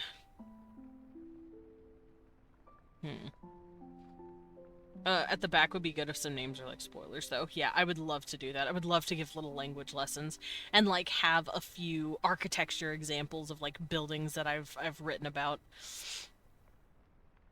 I would love to have that. I don't know why more novels don't have illustrations. Oh, wait, yes, I do. They don't like hiring authors. They think all they need is an author for their art cover, the book cover, and that's it. Except I'm both. I'm a writer and an author, or a writer and an artist. I can do both. I don't have to worry about paying royalties to an artist when I'm the artist. But I think that'd be a lot of fun. I also want to see more like illustrations in the books, like in general. Like, give me maps and shit. Give me portraits of characters. I want to see it. I want to see. But then again, I'm a little weirdo, like I said, and I like drawing my characters. There's already a total of about 2,600 attacks on AF, all teams. Holy fuck. It's been like fucking. Well, actually, no, it's been like 12 hours? It's been about 12 hours, 12 and a half hours since art fight started. My art fight worked! My art fight loaded! Yay! My fight loaded! My fart-ite loaded! Oh, it's lagging again. Hold on. It crashed again. Fuck. Whatever. I'll look at it later. I got a notification, which means I might have been attacked. But I don't know, because I can't see it. Oh no, it was just someone following me. Okay.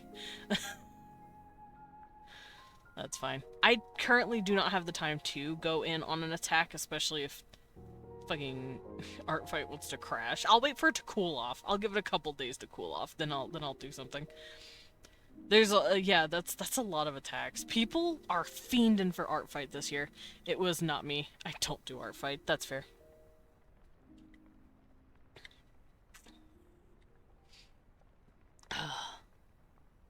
Water. Alrighty. So this is how they would write down their names, I think. So I draw on my phone for digital, right? I accidentally clicked a fucking WhatsApp message and then it messed my art up when I was drawing on the wrong layer. I'm going to crash out. No! That sucks. That would be a valid crash out and I would not blame you. Yeah, Lumen's got you.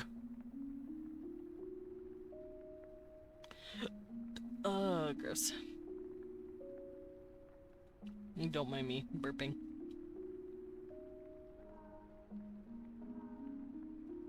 Alrighty. Now we can start working. Now that I have like an understanding of how the writing is going to work, because I do want to have a couple of rules. These rules will be like this, where if it's an A with an R, ara, the R and the A kind of combine, the I and the Y kind of combine, and the O and the W kind of combine to make swa, sya, sra. So that's where we get dra. And then also, E at the end of a word, you don't pronounce it. You don't pronounce the E. So those are going to be my writing rules for the time being. I may make more as I keep going, but those are going to be the main rules. The damn thing only started almost 40 minutes ago. People are really fast at drawing. Anyways, I'll crash out on the color now. I see. I assumed it started 12 hours ago, right? Because it was, it started yesterday. Right? It started at midnight? Did it not? Or did it start 40 minutes ago? And I'm a goober. If it started 40 minutes ago and there's over 2,600 attacks, that is wild. And I am especially scared of people.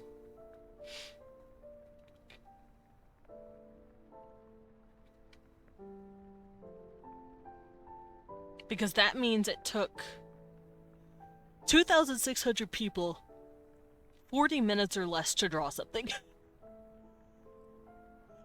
It started 40 minutes ago, I'm pretty sure. That's nuts if that's the case.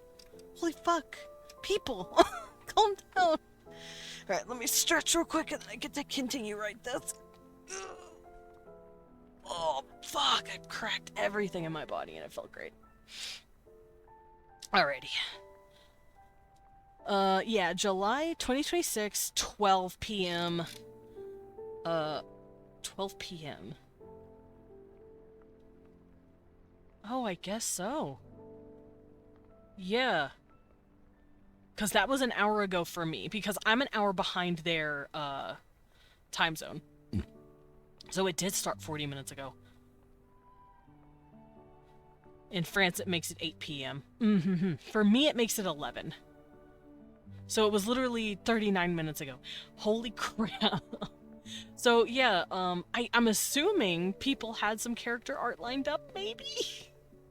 Maybe they did some early morning peeking at characters and drawing them before it started? I can only assume that. If not, people be nuts. That's crazy. 2,600 attacks in 40 minutes. No wonder the website fucking crashed.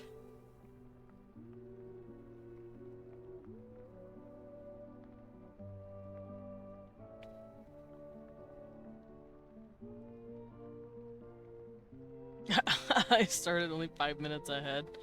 Yeah. Comedy is leading, by the way. Yay, my team! And the main reason I picked comedy is because literally everyone else in my friends list and follow list are either tragedy or mystery. I have like 2 people in comedy. Everyone else is the other 2 teams, and I'm like, oh, this is awkward. So I swapped last minute so that I could attack my friends. Tragedy is behind. Oh, oh. Oh, that's kind of sad.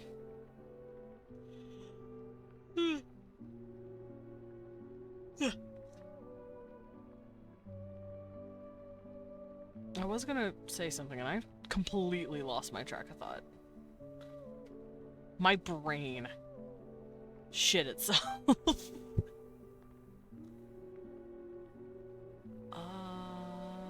Yeah, if I can't remember, it wasn't all that important.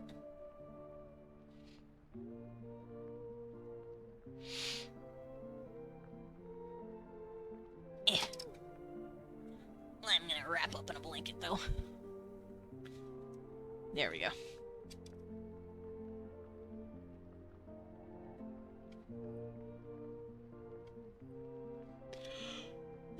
Alright, where do I want to put all this? I'm gonna scoot this over, actually. Make this a little easier, make more space. That's right. I wrote down word order, no indirect particle, which means no and. So they can't say, I saw a dog. They just have to say, I saw a dog. If they're talking about a specific dog, they'll say, I saw the dog, where it's like, we know what dog we're talking about. That dog, I saw it. They have those, but they don't have, an and. There's no reason. Modifier first, which means I saw the dog, or I saw the sleepy dog. You know, sleepy would go in front. I saw the blue dog. Blue would be in the front. How else did I want to write this? Since this is SOV, it would technically be I, the blue dog, saw. So that's how their language wording is going to work. But we can actually start writing that out. So let me do this. I think I'll stay on this brush because it's a nice little brush to write in. It's very smooth on the hands.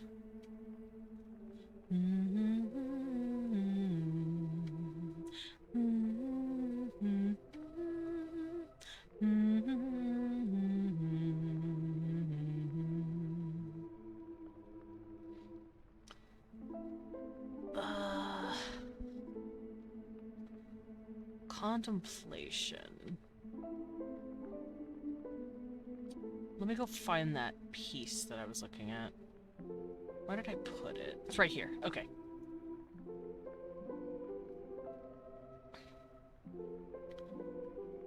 I don't know if I want to do verbs. I think I'll work on... So I have 2 websites pulled up.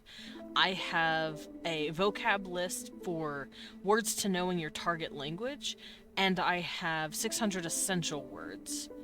So what I'm going to do is go back and forth between these and pick the words that I know are the most, like, important to them, and to figure out how I'm going to do this. So I'm going to write down the basic grammar that we have going on. So we have nouns and pronouns.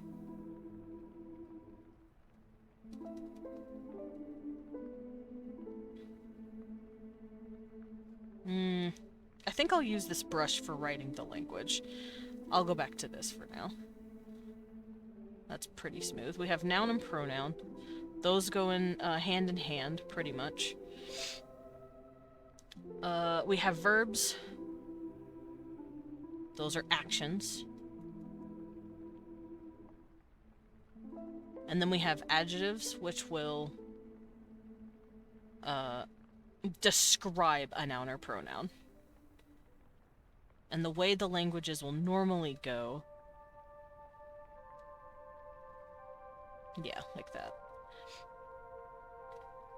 Then we'll have articles. I'll put an article down here. We'll only have a few. Oops.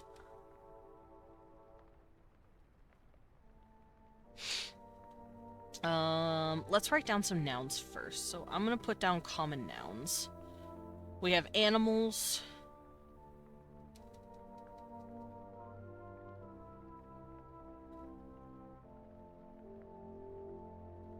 Actually, I think it would be easier to do pronouns first, because there are a lot less pronouns than there are nouns.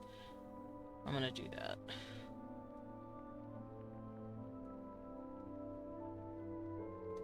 So, I say we'll work on pronouns first.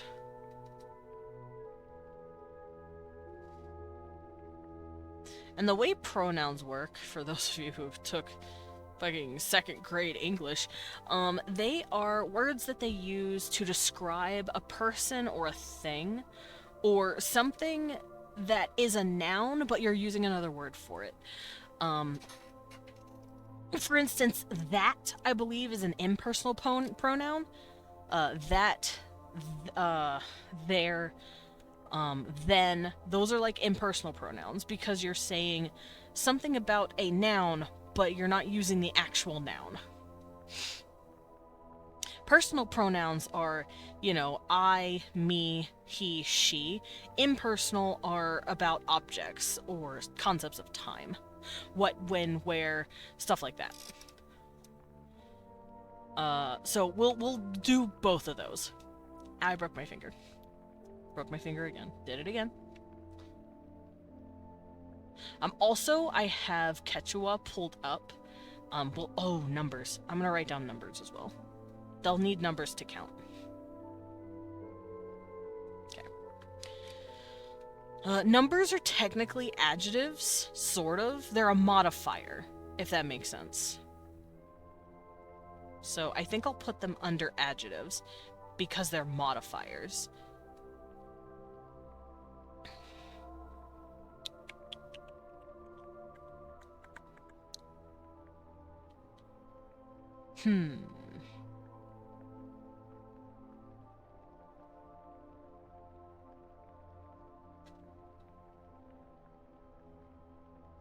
Contemplation.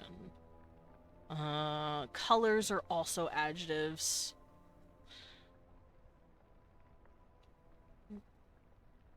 I don't think I need to worry about colors. Not right now. But numbers don't count. Numbers do count.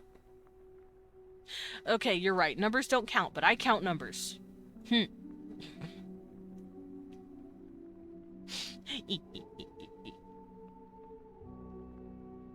This is very pretty music.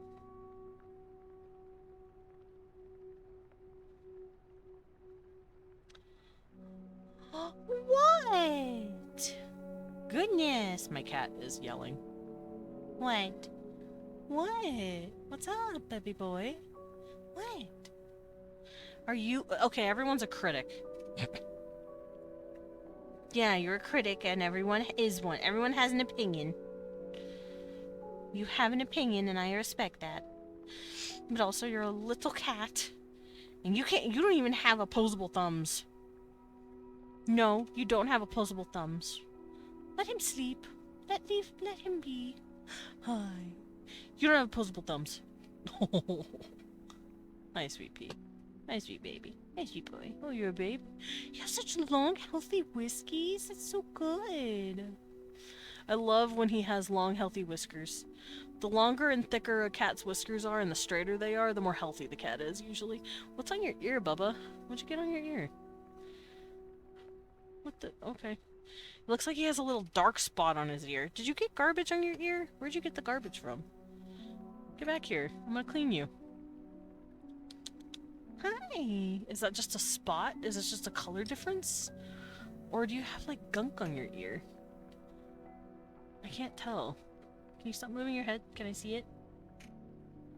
Mwah. Hi. Hi, handsome. Can I see your ear, please?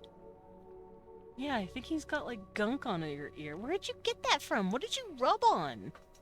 Whatever. I'll wipe him down later. Alrighty. I was gonna write something down and I forgot. Alright, pronouns. So this is how I think I'm gonna go down with this. I don't know how they do their pronouns yet. But obviously you're gonna have to talk about yourself. First person. Gonna have to talk about yourself, which is I and me. So I'm gonna do this. First person.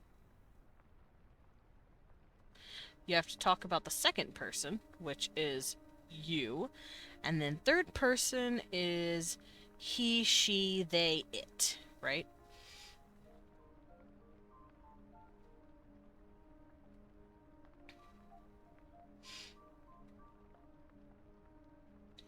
So, first person is I and me. I'm not gonna say me.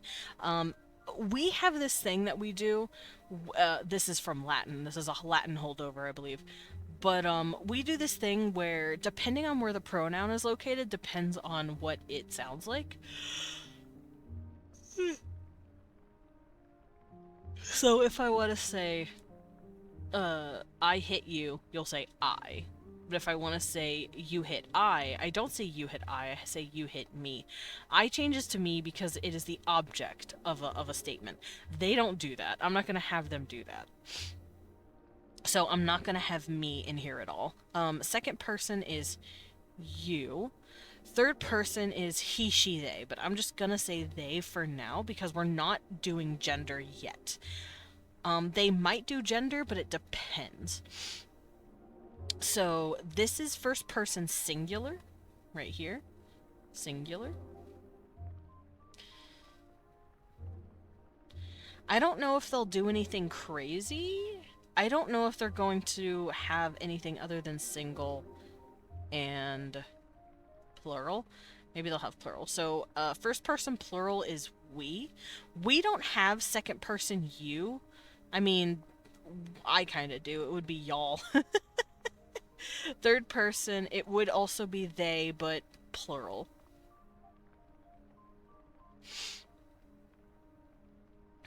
Like that.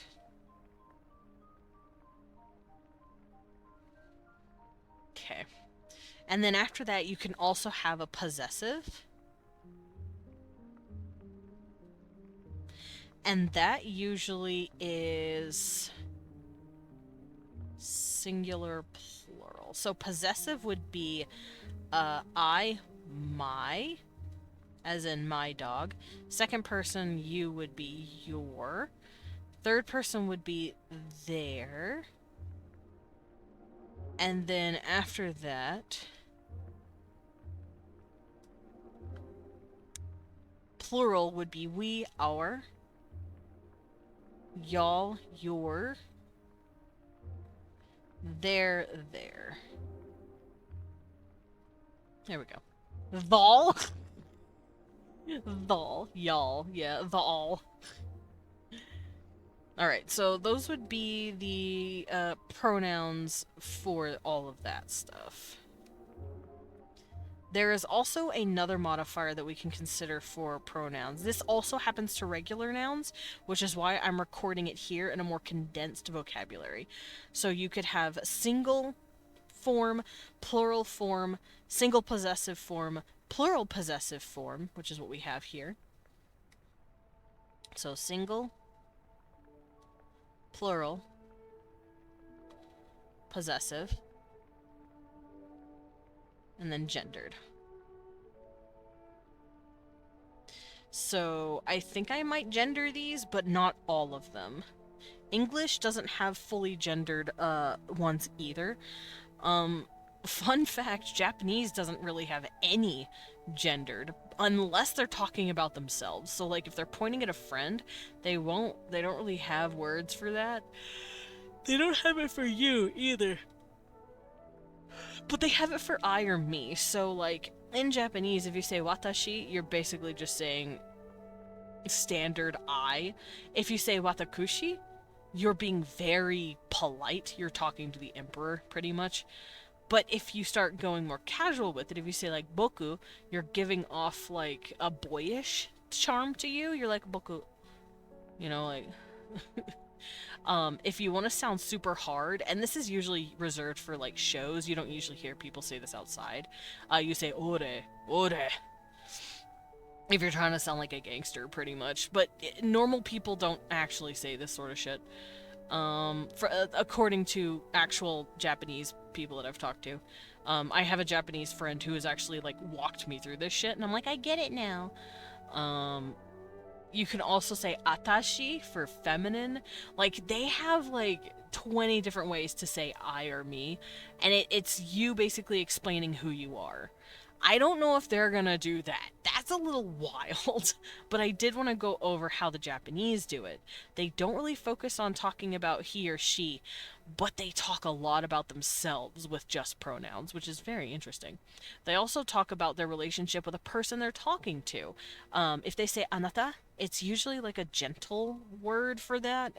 It can also mean like darling, if you're saying it a certain way. There is also Kimi, which is, I think it's pretty standard. Kimi. There's also Kisama, which means go fuck yourself, you bastard, pretty much. They have a lot of pronouns. Meanwhile, English is very tame. English is extremely tame compared to Japanese pronouns. I'm gonna go look at Japanese pronouns. Give me a second. And then I'm gonna look at the Quechuan pronouns, because that's what I'm studying. Kisama affectionate. Bastard affectionate. Let's see. Japanese pronouns. You can use job-related pronouns. That's hilarious. Let's see. Female speakers to friends, you can say uchi or atashi. Watashi. Masculine, ore to friends, boku to friends. God damn, okay. Ore to friends, apparently. 72%. Oh, first person pronouns by elementary school pupils. University students. I'll go to university students. First person pronouns by university students. Ladies use uchi, atashi, and watashi to friends. In the family, they say atashi first, their name, or just uchi. You can also use jibun. Why? But jibun's not really used all that much. It seems like atashi and watashi are used the most by ladies. And uchi to their friends. Males use ore to a lot of their friends. Boku to people they don't really know. Jibun, a little bit lesser than that. And then watashi as like a... because it means standard. People talking about their pets. Me. I find that very interesting. Wade? There's wade. Oh, because it's very formal. We don't use that. I didn't learn that one. What does jibun mean? Neutral. Mainly men. It just means oneself. Ore-sama!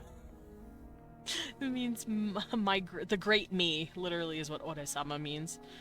Atai? Slang version of atashi. I could see atai being the female version of ore. So atai-sama could mean, like, the great me, but it's a lady. Atakushi? That would be the lady. Uchi? What's uchi? Informal, mostly females. It means one's own. See, like, they do so much crazy shit! They have, like, 30 pronouns for just saying me! It's funny. But that's because Japanese is such a polite to like it's like super polite, less formal, very informal. They have like 5 different ways of speaking to somebody. I don't think these guys are going to go that hard. I don't know if they would have different words to speak. They do have a rigid caste system, so maybe they have some form of different ways of speaking to their uppers. And I think the way the uppers speak to their lowers, and then speaking to peers. So I think maybe they'll have different ways of doing that. So they might have class. Because, like I said, there is a very rigid system. But I don't think it would be this crazy. I don't think they're going to have, like, 20 fucking pronouns. But I think if you're talking to somebody, of yourself, of, like, your similar status, you're going to use a different form of I than when you're talking to someone who's higher than you. So I'll have class there.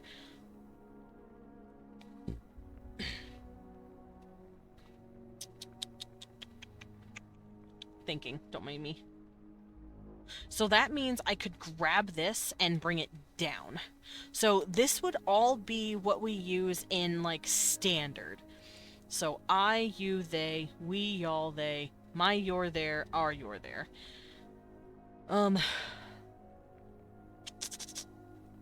This would be normal. Possessive. And then plural. Possessive, which is right here. Plural, possessive, and then I can zoom out this chart a little more and go gendered. So obviously they're going to have a very rigid gender system as well, because they're very not segregated per se, but they do segregate the jobs and, like, understandings of different things of their culture going to that specific gender. Imagine just whipping out the orewa equivalent as, like, a peasant when talking with royalty. No, literally, that's what I would love to see. If there's, like, a pet, like, someone in, like, a sheep herding class or whatever, and they're talking to royalty, and they just say the ore in front of them just to fuck with them. It's like, oh, what are you doing? It's really fun. I don't know if the person in royalty would be impressed or pissed, but I could definitely see it being done as a act of defiance. That'd be hilarious. You ever just hit the emperor with an ore? That'd be hilarious. I don't know if they'll have as many words for anata or you. Obviously, I'm going to be basing this shit off of Japanese because help me. Listen, I based a lot of other shit off of, what was it, Russian? I'm going back to my Japanese roots. Ayo? Yeah, it'd be funny. It'd be fucking hilarious if a peasant walked into the fucking, a royal court and was just like, ore. And they'd be like, whoa, calm down there, sir. Alright, so I think we'll work on gender next. I'm gonna grab this. And I'll be erasing the, like, language version later. I'm gonna bring this down. Oh, I need to make this longer. Hold up. Size. I need to do this. I'm starting to run out of room. I was starting to run out of room. I was running out of room. There we go. So we've got our... I'll just say neutral. And then this can be feminine, maybe? And then we'll have a more masculine version. I'll have neutral be the scholar male, I guess. Make it easier. So masculine, feminine, neutral. So feminine I would be I, we, my, our in English. Third person feminine would be they. It would be she. And then possessive would be her, like her dog. Her is also used as the, like, object version of the noun of the pronoun, but once again, we're not doing that, so I'm not going to worry about that. Masculine would be he and his. He and his. So his dog. He walks his dog. So we've got single, we've got plural, we've got possessive, we've got gendered. Now class. I could copy all this and then bring it down more, but I'm not gonna hurt my head like that. We're gonna just keep it like this for now, and then I'll work on class differences in its own separate list. And I do think I'll base some of that off of some Japanese stuff. Teme. I forgot teme. That's another way to be, like, rude and confrontational. Kisama is just stupid fucking mean. Kika is how you say to other people, like a little kid. Cute. God, I forgot Japanese has so much crazy words to it. Oh, there's ad break right now. Aw, so people can just wait for me to come back after looking at this shit and screaming about it.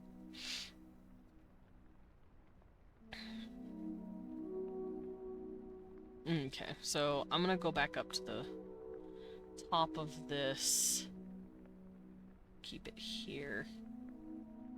And I'm gonna go pull up these words again. Okay, so here we're talking about pronouns, articles. Oh, right, I need to cover articles after that. So I'll come up with the words for these in a bit. I do want to look at these and make sure I'm doing it correctly.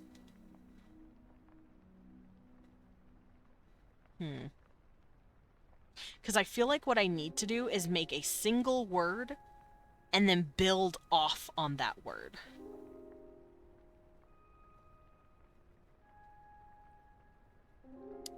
I have an idea. I'm gonna go look at the Quechuan sounds, the Quechuan languages, and I'm going to figure that out from there. Let's go to Quechua specifically.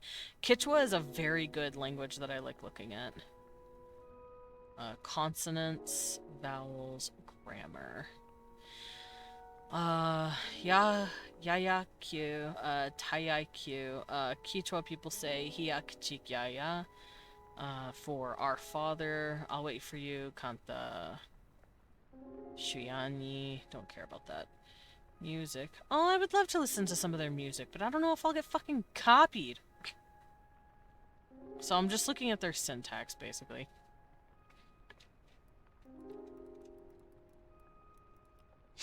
I'm gonna see if I can't find any,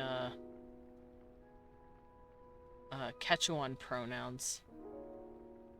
Oh, there are Quechuan pronouns. Nyoka, kan, kiking, pai, nyokanchik, which means, like, us, but longer. Actually, that's true. In Japanese, they don't have plural like what we do, like I turns into we. They just tack on another word and it means that word but plural. So if I want to say oh no, I don't remember it. I don't remember the word anymore. I have to look it up. There's also possessives, but possessives are usually apostrophe S, but for pronouns, it's like another different kind of word. Once again, this language is very agglutinative, which means they take a word and then they tack another word. They glue them together. Agglutinative. Japanese is the same way. You'll have atashi if I want to say my umbrella or your umbrella. No, my umbrella. I would say atashi kana is umbrella. If I want to say my umbrella, atashi doesn't change into like uchita or something like that. It's atashi no kasa. So, atashi no kasa. My umbrella. That's if a lady said it. I don't remember the plural version though. Tama? Atashi tachi. It's tachi. I had to, like, run it through my head again. Bokutachi. If I want to say my umbrella, boku no kasa. If I want to say our umbrella, the people's umbrella, bokutachi no kasa. So, Our umbrella. That's how this language is going to work as well. I'm going to be sticking words onto it. We're not swapping here. Swapping makes things confusing. Especially for languages that are very syllabic. This language is extremely syllabic, as you can see. Like right here. These are literally the syllables, the syllabics. So we're going to come up with a couple of syllables for the pronoun, and then... Thank you, Lillian. Hey, Lillian, we're talking about pronouns. Pride Month is over, but we're still talking about pronouns. Oh, water. Hell yeah. Hell yeah, brother. Hell yeah, brother, we're talking about pronouns. So I'm trying to figure out how the pronouns are going to be worked. And I'm going to come up here and write down that this language is agglutinative as fuck. Language agglutinative as fuck. Language agglutinative.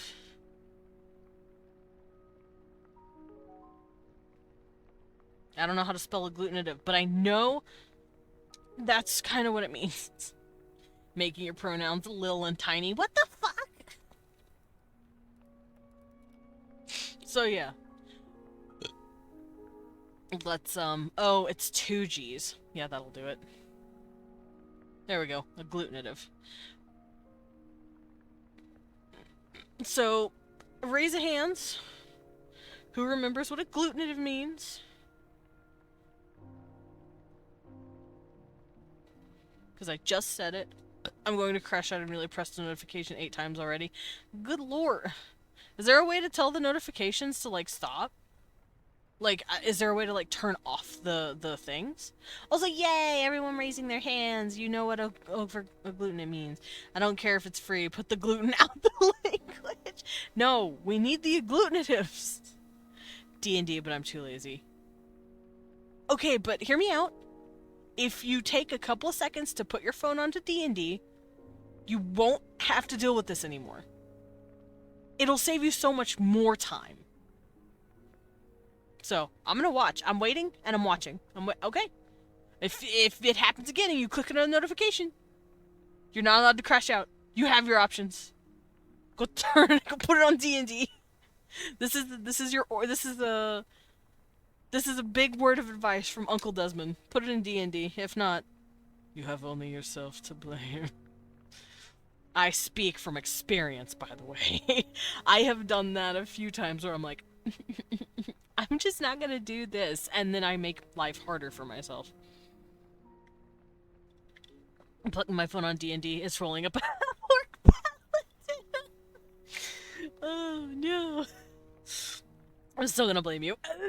The convoluting kids and their phones. Back in my day. Back in my day, we didn't have these newfangled iris phones, and I had a flip phone. It only had one game on it. It was Snake, and I was grateful. Anyway. I was doing something. I got distracted. Right. Agglutinative ass language. So let's figure out what words I want to use for this.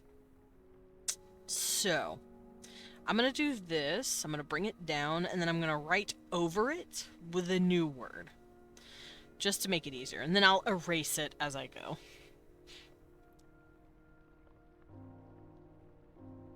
Yeah, Desmond, but you still got disturbed by the pigeons delivering your missive. Hey, man.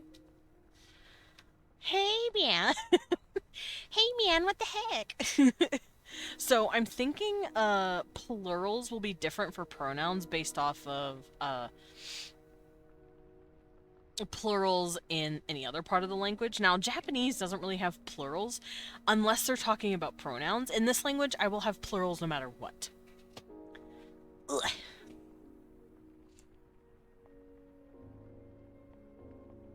Okay, let me go find cut from. There we go. So I don't want it to be like any language that I speak. I don't want it to be Norse-ish.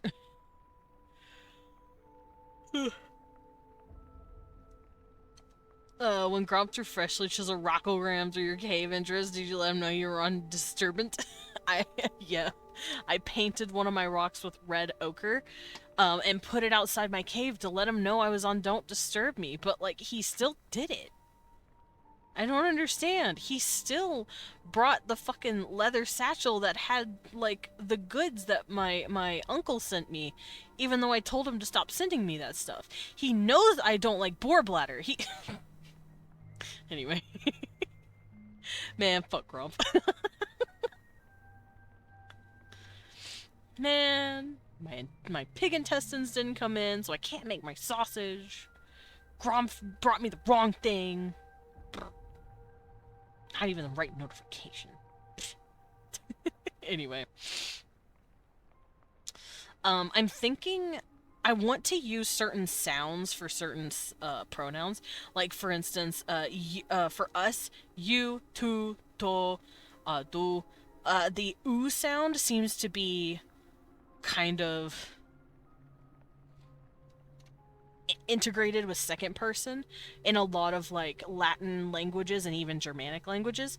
In first person, it's I, ich, ik, ir. It's all very I, yo. There's I sounds in it. And then third person, it's the, thu, tho. A lot of th sounds. So I want to try and figure out the sound I want to focus on for each pronoun, I think. Me leave Gromp one ergon on cave dash. Missing Brontosaurus shake. Yeah. Unga bunga. Man, did you know our cave-dwelling ancestors had it a lot easier than we did? I mean, obviously they were, like, prone to diseases and, like, eating the wrong berry a lot more, but they apparently rested a lot more than we did. They worked maybe 4 hours a day, unless they were on, like, a great hunt. They didn't do a whole lot. Most of the time, they just chilled in a cave, told stories, and played music. Oh no, I'm out of water. I'm very thirsty today. I was sucking down this shit like I'm dehydrating. Ekum bokum. Water. Are you telling me to go get water? Or are you telling me to drink the air that's in my cup? I can sip on whatever tiny little bit is left in here. I sipped the tiniest bit left. I don't know if you can hear that, but it's empty as fuck. Actually, empty. Alright, I'll go get some water. Be right back. I'm thirsty as fuck. Water get! Get more water, you ding dang doofus. Okay, bye. Right back. Gonna go get water. Thirsty.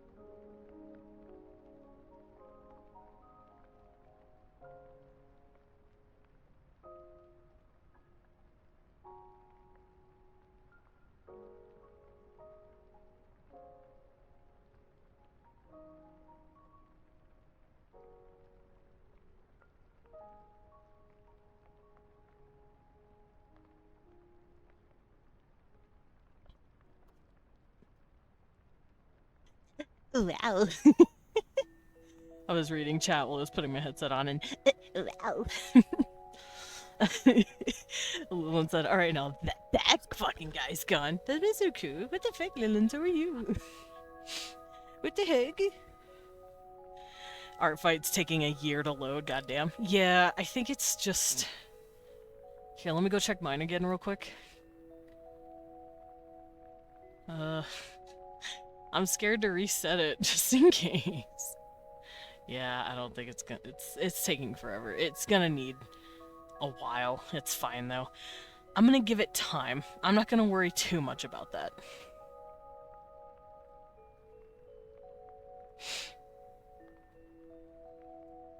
Hey man, don't remember this is private. Oh, I'm sorry. Sorry. Alright, let me get my blanket real quick. Cause I am the cold baby. Me, I'm cold. Ow, I just pulled my own hair. Whoops. That hurt, but I'm better.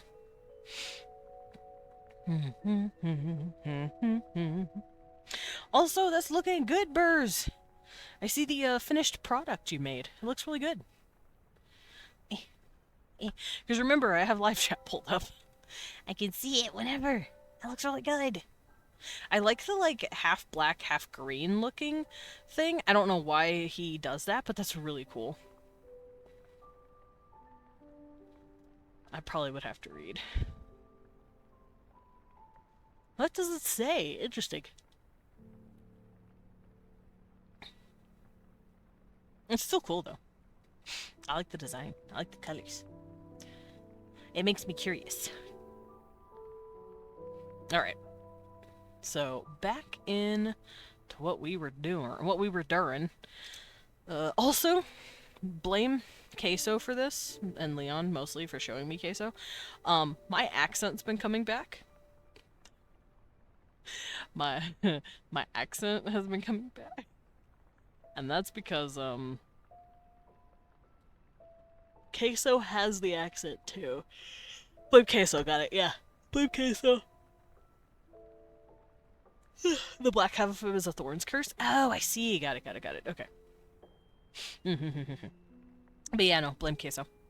I have been watching him with Leon, and we'll watch like 2-3 hour videos of him sometimes, and I'm hearing my accent constantly hitting me in the ears. It's not quite the same, but he has the accent that I'm used to speaking in Arkansas. So occasionally that shit'll slip out. It's coming back. Help. The little southern bat is becoming southern again. Save him. See? I didn't even mean to do it that time and it came out. Oh no. But yeah, if you hear a little bit of a southern twang happen once in a while, that's why. Somehow, the accent returned. Nah, I know what the somehow is, because I watched a southerner. I watched Queso. I watched Queso when it came back. Alrighty. His isn't the thickest. It's pretty subtle compared to like other versions of the accent I've heard, especially like in my own family. But like it's it's there, you know. Does that make you a quesodilla? Yes. He's funny too. He's very positive a person. It's very refreshing to see. It's very nice. There's not a whole lot of those guys. There's only like a handful of like YouTubers and Twitch streamers that I would trust with like that pure positivity. Mark, Jacksepticeye, and Queso, I think, are the three that I trust with that. And the Game Grumps, they're pretty good, but I know Aaron can get in moods where like he'll hate on a game for a lot of reasons. Meanwhile, Queso always seems to have something nice to say about a game if it, like, impressed him or did something good. Even if it's, like, a tiny little indie game that's, like, copying the current meta of what's happening. He seems to still give it the benefit of the doubt and be like, yeah, that game was pretty good. He seems really sweet about it. It's nice. So I've been enjoying watching him and enjoying the positivity. Alrighty. Let's come up with some words, shall we? I think what I'm gonna do, I'm gonna go to Lingua, and I'm gonna let it generate some stuff for me. Where is Lingua? Languagen, where are you? Where did I put you? Languagen, there you are. Come here, you. So, verbs, or vowels, there's gonna be e, and o. I'm not gonna worry about u. So, let's delete these. Consonant. Let me go find my list of consonants real quick. Actually, I could look at them right here. It would be m, n, p, b, t, d, k, g, s, ts, sh, ch, h, w, y, r, l. So those are my consonants. The patterns is v, sava, sava, sava, sava, sava, sava. There we go. And occasionally they can have na and ka, na, ma, na, and I want to say ka at the end of words.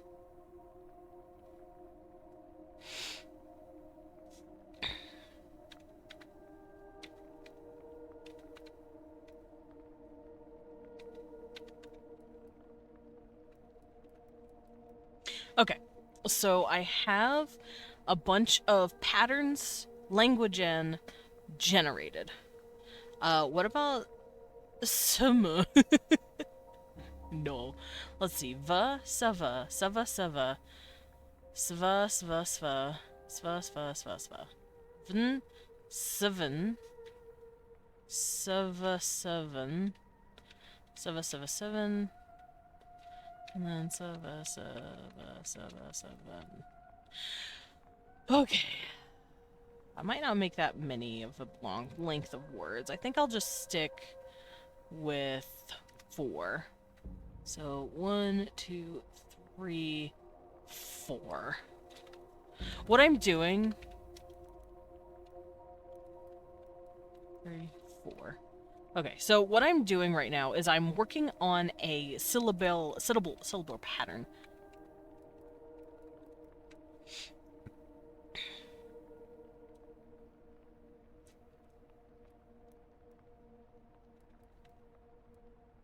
Oh, wrong way.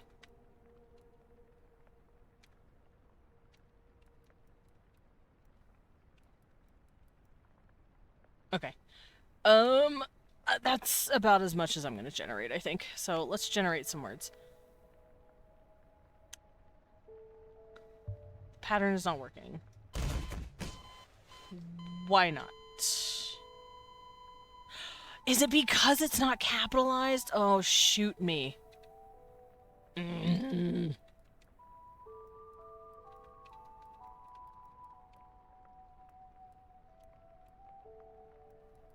Thank you for the yeet. I'm a goober.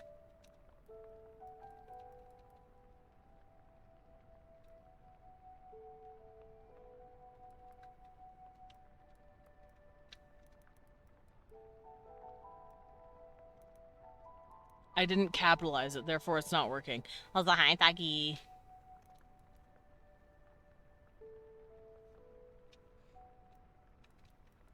Okay, now it's working. Jeez.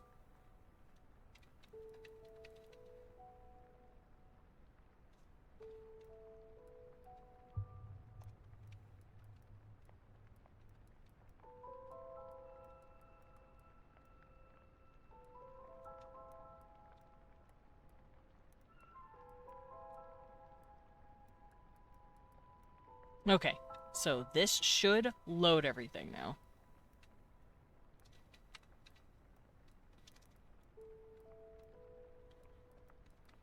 So V, CV, CV, CV in. Okay, I have everything. I figured it out. There we go. This should work now. You did say, and I quote, shoot me. Wait, no, I'm sorry. I didn't mean it that way. But yeah, no, I was wrestling with my lingua generator. Basically what I do is I plug in it's a code algorithm. I plug in the vowel pieces. I plug in the consonant pieces, and then I plug in like whatever back that I want, like in and then I hit the generate button after putting in my CV patterns. So CV is consonant. It stands for consonant vowel. If let's loose with the water gun. So, like for instance, I generated here. I can just show you guys. This is it's not loading. There we go. This is what this looks like. This is a very good little website that I like using. It's called Langua or Languagen. I typed in my sub patterns. This is the V, this is the C, the consonant, and then this is the N, aka my nasals. But I also added a K because sometimes K can be at the end of a word. And then I do CV, which is here, I'm going to take all this out just to show you what it does. If I were to generate just CV, I'm generating a consonant and a vowel. So B, ri, le, ge, wi, zi.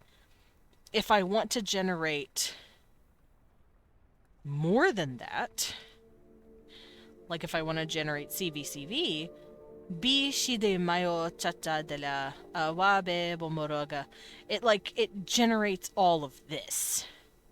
So these are different patterns and variations that I want. So when I hit it, I get a bunch of crazy words. So that's what I'm working with today. And I'm going to go through this and pick out a few words that sound like it could work for my language. So I think I'm going to cut it down to just 2 syllables for now to help me, because we're just making, what's it called? I'm just making pronouns. I don't want the pronouns to be super big words.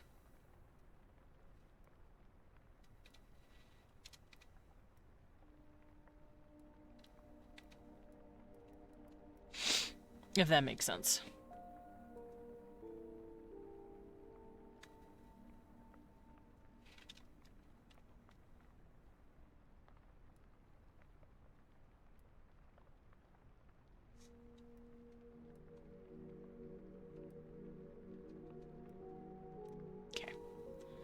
So, eroksin ok agato padabo libatsi. Libatsi is a really nice word.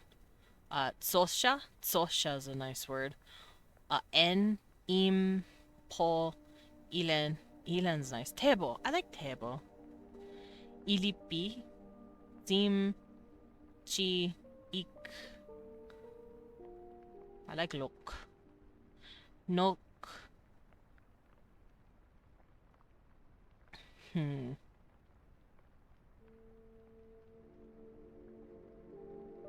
None of these words are coming out to me. None of these syllable. Because basically all I'm doing is just putting these words in like different gare. I like gare. Binek. Binek sounds nice. Kon. I like kon. That's a pretty small word. I'm gonna start writing down some of these words that I see that I really like. And then I'm gonna use them. So kon is a good word. I could also use kan. I'm gonna write down kan. Aween. Aween's a nice name. It sounds like I'm saying Arween. Aween. Loka. Lokak. Ima. Kim. Kim is a good name. Ochi. I like Ochi. Shik. Shicho. Shicho. Oshi. Odak. Imite. Ebin. Mado. Mado's pretty good. Ebin is okay. I'm writing down words that I could use as potential, Zage. Zage's good. Zage. And, Eshi. I like Eshi. Eshi sounds very first person. Eshi. Keen also sounds kind of, but maybe Keen could be, second person. So, Ogie? Ogie is a keyword. Pee-pee! There's a pee-pee! There's a pee-pee in my list. I'm gonna reset the list again. I keep seeing nothing but look. Look keeps coming in, like lokak. What? A pee-pee! Bach. Bach is a good name. I think I like the k sound at the end. It sounds really nice. Shideke, ileda, eso, gimme, kelan, onin, look. I keep saying look. Why do I keep saying look? That keeps showing up, so I guess I'll write it down. Ora. Ora is pretty good. It's very strong. Eroma. I'll change that to erome. Bibo! Ora, ora, ora! Trying to follow you on art fight, but it's taking so long. It's fine, I understand. My art fight won't even load. Thank you for the pet. Vesty! Vesty, Vesty, Vesty, Vesty, Vesty, Vesty. Hi, Vesty! Haven't seen you in so long. How are you doing, buddy? Don't mind me. I'm writing down language words because we're making pronouns today. It's World Building Wednesday and I'm making pronouns. It's, I'm celebrating the, not Pride Month. Wrath Month, that's what I called it. We had Pride, now we have Wrath.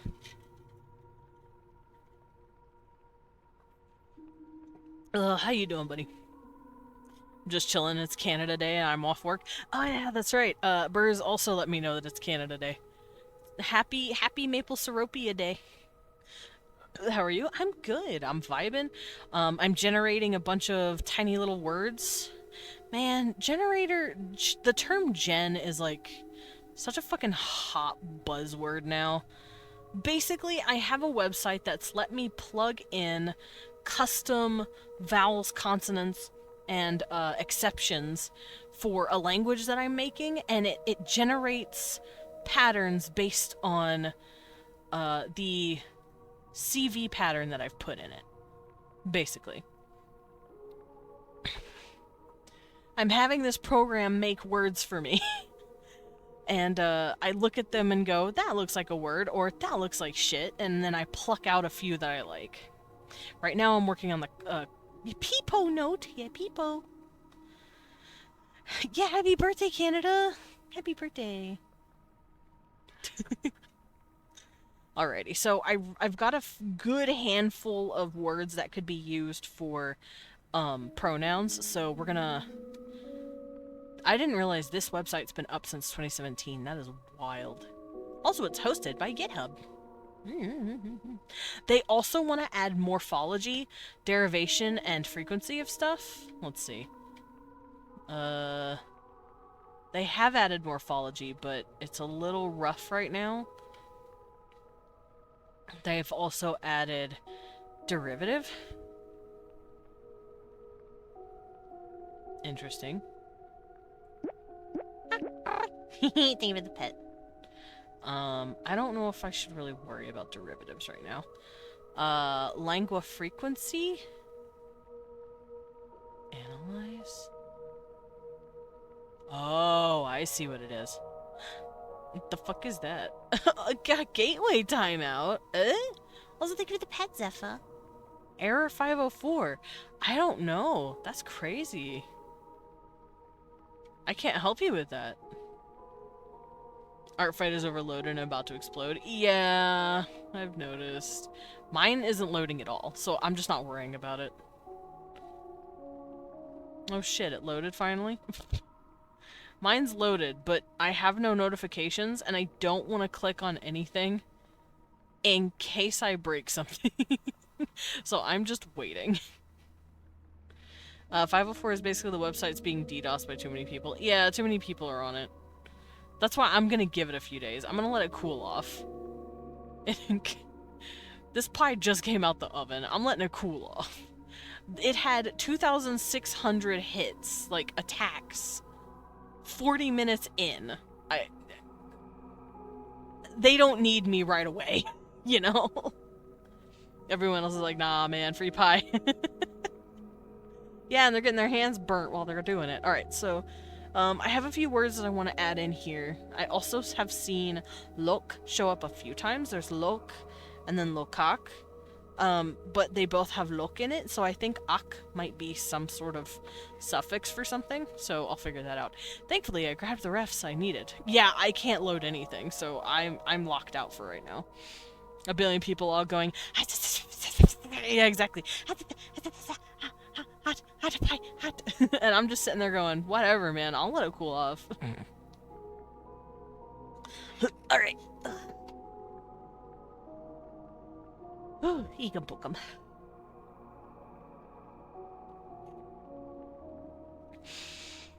Alright, which word feels like I? I like ochi, but eshi also works. I kind of want to use eshi. Should I use eshi? Or do I use ochi? Do the game monsters in the game monster story kiss? Oh, Vesti, they do more than kiss. They hold hands. Then they touch butt. It's a not safe for work story. It's 18 plus. It has smut scenes in it. So yeah, they do the stuff. Scandalous. Yes, they do the thing. They do the stuff. They've actually done stuff a few times now. As far as the they do the fuck. I am far enough in the story post-wise, because all of it's written out. It's all done. But some of it still needs to be edited, and I am going at a consistent pace of updating every Monday and Thursday. I'm gonna look at it. Yeah, go for it. Not my Minecraft server, no! But yeah, my gay monster story, Girl of the Guardian, is, yeah, they're doing the thing. And it, like I said, it updates every Monday and Thursday, so I've been making sure to consistently post those days. Even if the story is done, I'm not just gonna front load it all in and be like, okay, read the whole thing. No, I'm pacing myself, and I'm pacing the people that read it. Alrighty, I want to do. I like bak as well. Bak is a very good word, but I don't know what I do that for. It sounds masculine, bak. So maybe it could mean he, bak.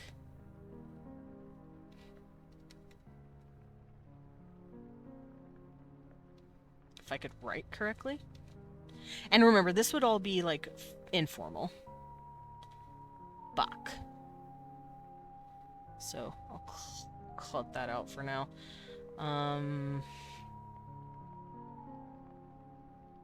Keen. I'll make keen they. That sounds better. Ochi or eshi? Which one do I want for I? Ochi, ochi, ochi, eshi, eshi. I'll say ochi. I'll use eshi for something else. How do I say you? Zage could work. Look could work. Look. Like I'm talking about you in a neutral sense. Look. Maybe. I feel like my character has too many colors on him. He has 10 colors, including his clothes. 7 or 8 of them are on his noggin. The one you posted, or another one you're drawing? Oh, those are a lot of colors.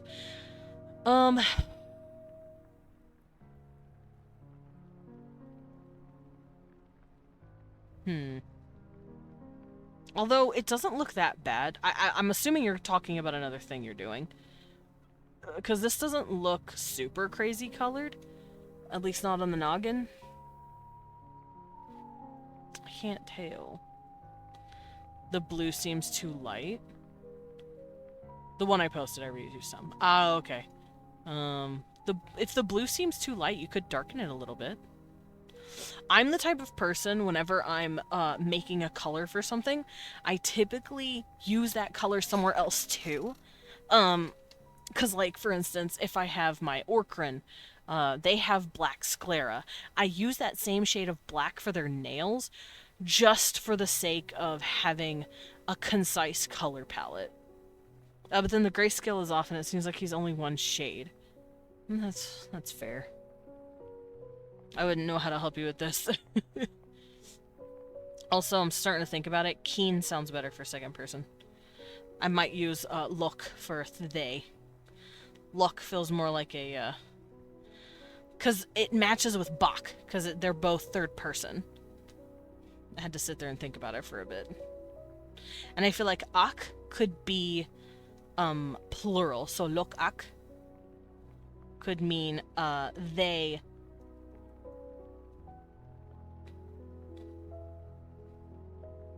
Could mean like they plural.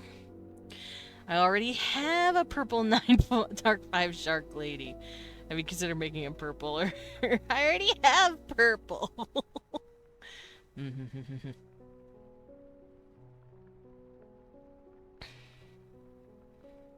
Let's see. So ochikak. Ochiak. Ochiak.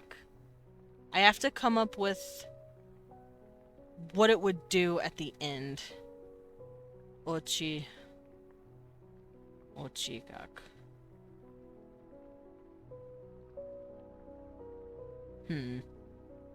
Also, I feel like feminine first person pronoun will be mado. Because do, remember, do is feminine and a is masculine. So mado would be the feminine version. And I feel like ora would be masculine because it's close to ore. And I like doing that. I like taking inspiration from other languages here and there. Especially non-Latin languages. Green, orange, and purple are their color palettes, then blue, red, and yellow for the second characters. I also managed to follow you on our fight. Nice! I will get to you when I can. Alright. So we have I, you, they. We, they, plural, and then y'all. Kinak. Ochi, I guess ochiak, but that sounds funny. Ochiak. Would they do yak? Ochiak. I could see ochiak being, the way they say it. Ochiak. Like this. Ochiak. Because that E combines with the ya and makes a ya. She, we, they, you, yaldav. Yaldav. Yeah. Ochiak, kinak, lokak. Sounds pretty good. Possessive.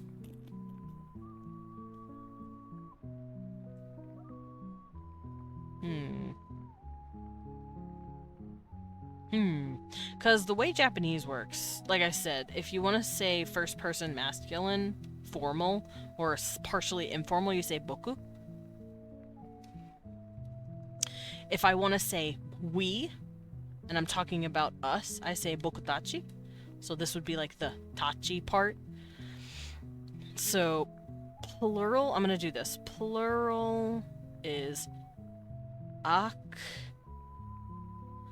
or yak, depending on if the word starts in a ya or not. Possessive.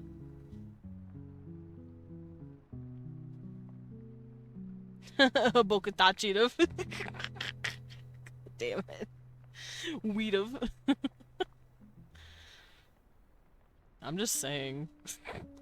The southern accent's wild. The southern slang is wild.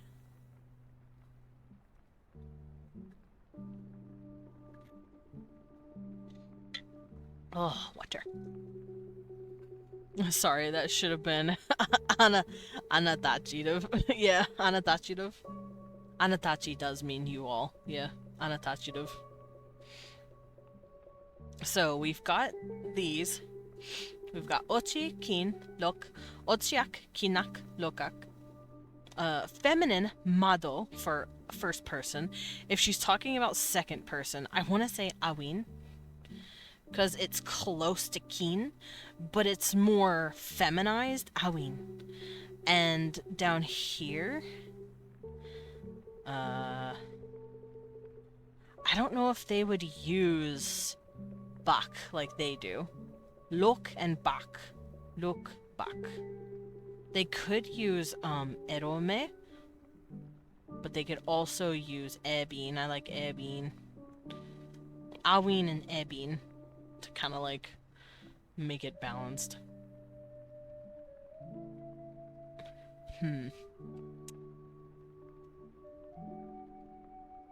Let me go back to my gen and see what other words I can find. Oops. None of these look feminine. Ishi! There's Ishi again. Bulk again. Gamak. I don't care for Gamak. It would probably be Gomak. Gomak would work.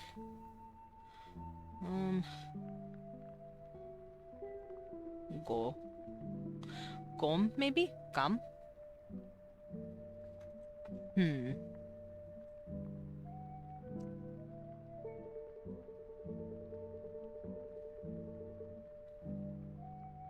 Because remember, the feminine terms sound with A's in the front and O's in the back. Aween is fine, though. This is if you're saying you to a woman. Aween.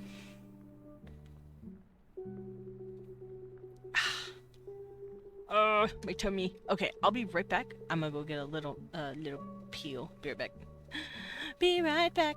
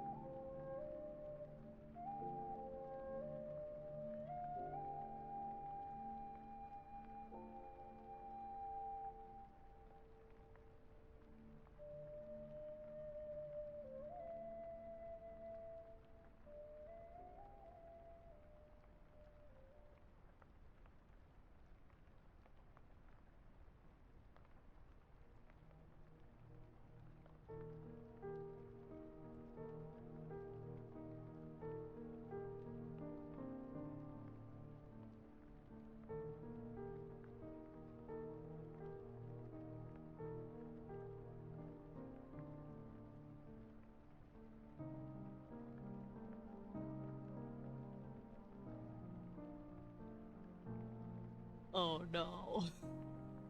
I waited 5.5 minutes for a speed paint to load. It fucking broke at the last second. I'm so sorry. I'm so sorry to hear that. Alrighty. I'm back.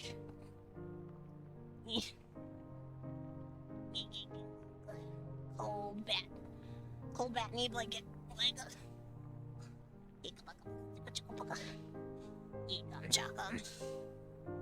Is it long enough? Yeah, that's fine. Alright.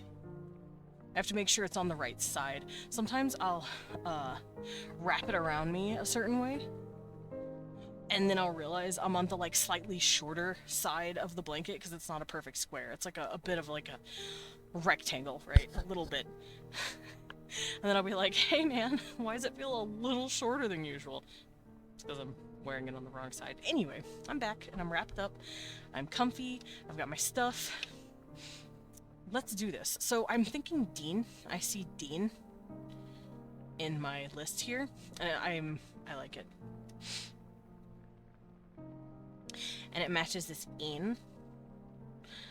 Then again, that feels more neutral, but the neutrals are up here. You know what? I won't use Dean. I'll use Dean for something else. Maybe down here. Dean. Because we have Keen for neutral, Aween for female, and Dean for male. Could use Daween for male, maybe. Or Doween. Doween? It would be Dween. Dween. It would be spelled D-O-W-I-N, but that O-W would combine over time. Just like how over here, Ochyak is technically Och-I-Yak, but that I-Ya would combine into Ya over time. So Doween, Dween, Dween. It would start to combine over time. But they still spell it Do-We-N. Like that. They still spell it Do-We-N. And I realize the reason it might do that is because they might emphasize the second syllable more. So they won't say Doween, they'll say Doween. That means the language's emphasis is probably on the second syllable. Emphasis on second syllable. See, doing this sort of shit and then like breaking in like this slowly and chiseling away at the language really helps you come up with like little rules here and there to know how it's spoken. So in English we don't really emphasize letters like that as much, but I know in Latin they would do that a lot. Like, I'm trying to think of a term to use. Let's say, like, in the Latin word, I say Atlanta or Atlantis or whatever. They would say Atlanta. They would emphasize the second syllable more than the first. So sometimes in languages, the first syllable will just kind of be lost over time.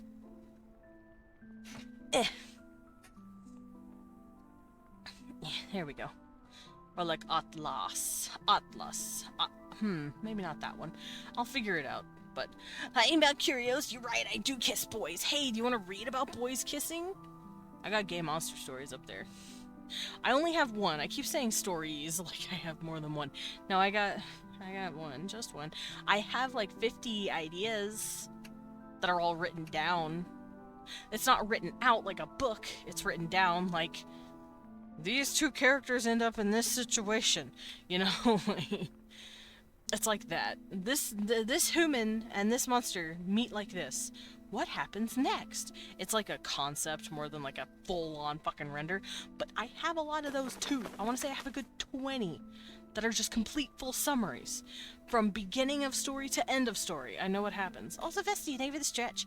Guess what happens next? More monsters and more boys to come kiss the monsters. Ugh. But yeah, the one that you can read up there, it's gonna be one out of very much many. Now, I don't know if I'm gonna put all of them on AO3 or what, but I'm gonna figure it out. I could do it like Homestuck, where by default everything is on AO3, but if you want to own like a clean, nice PNG of it, I can sell that for a few bucks on like VGen or something. Because fun fact, Homestuck did that. They had like a, oh, if you want to read this on for free, you can have it right here, but you can also buy the book for like however much. So maybe I can do that, where like you can have a, PDF version off of VGen. I think that'd be fun. So you can choose to read it on AO3, or you can download a PDF and take it wherever you want on your phone or tablet. So even if you don't got internet, you have your book. And of course I'm gonna add the pictures in. You think I'm crazy? Nah. But yeah, I think that'd be a lot of fun. Obviously, whenever I put Grell of the Guardian up on VGen, it's going to be free. It's a fan fiction. It's technically using some words and terms and ideas from another person's IP, so it's gonna be free. You can just download it. But my future stuff, I feel like you'll be able to buy it and have a PDF of it.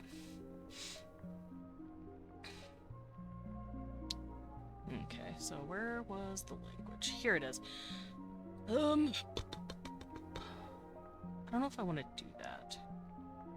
Let's leave that alone. Okay, so I'll worry about possessive later. Mado, awin. I still need the term for she. Could be ebin. I also like Khan, but Khan feels like it would be a second person word. Eshi? Erome? Erome is also really pretty. I might use erome. Or maybe arome? Erome. Erome looks better. But if that's an ed, then it will disappear over time. Maybe it's eramo? Eramo? Ew, some creebo on Discord sent me a DP out of the blue. What the freak? What? Tell them no. Tell them you're not interested. Ads, boo. Boo ads, boo. Boo ads, boo. Crampies. Oh no! My pill broke. Hold on. I'm taking a medicine. I should have taken this at the beginning of stream. I should know that even when I don't need my other pills, I still need pills.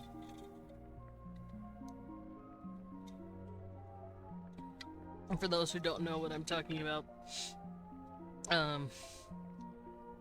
'tis the season, my dude.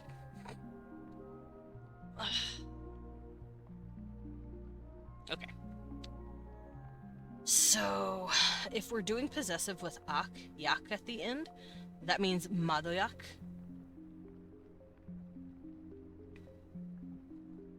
Awinak.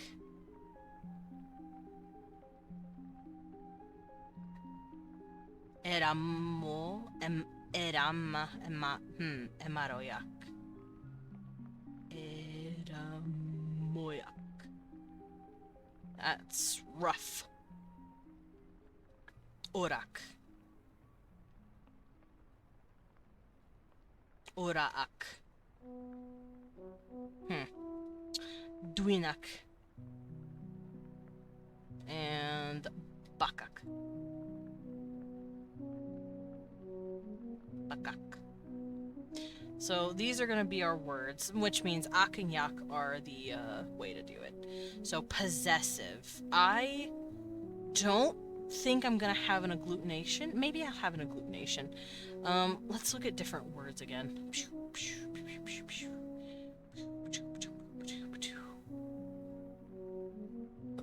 Oh, burp. Hiccup and burp.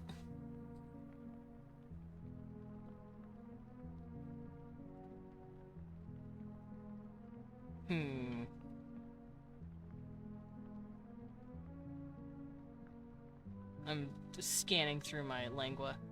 I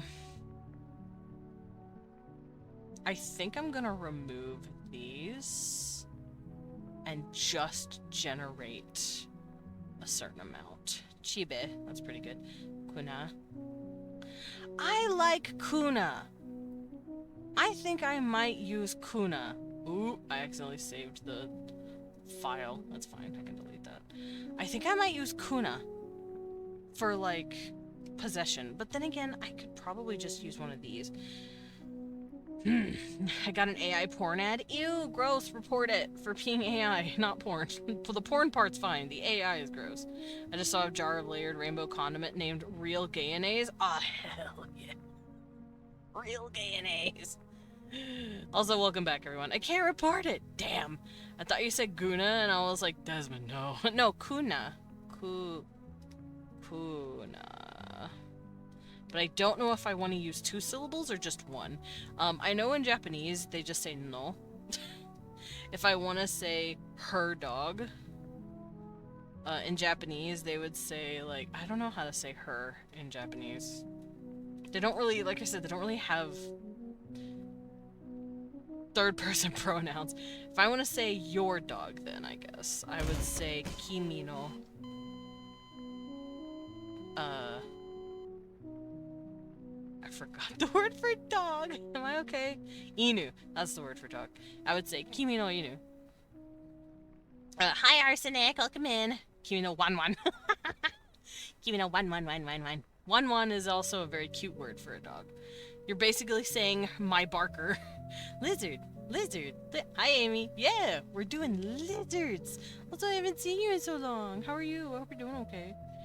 Right now, I'm working on how my pronouns, and by extension, my nouns, are messed with, basically. So I'm gonna scoot all these down, because these are words I haven't used yet.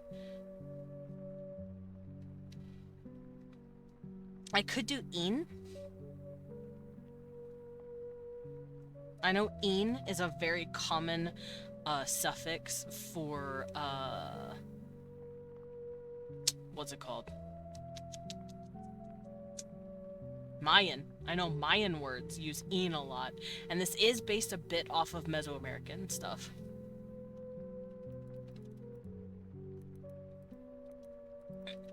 I'm actually gonna go look at Mayan words for a bit. Just go stare at their glossary. How are you? I'm good, Arsenic. How are you?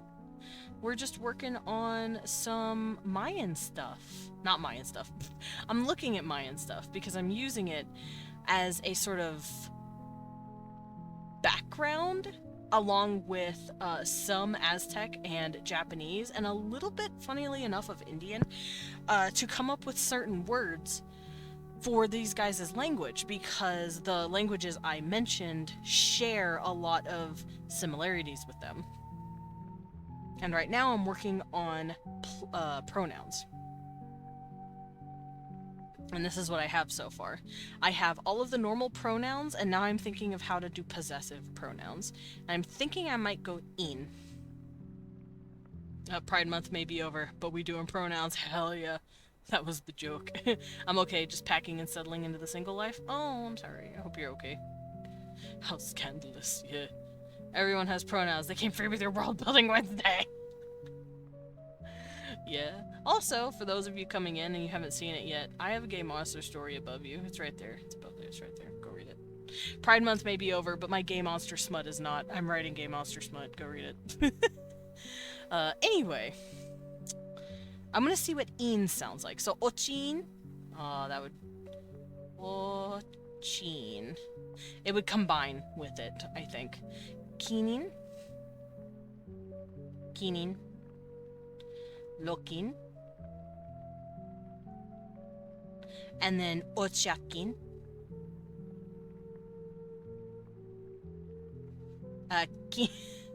Kinyakin. Kinakin.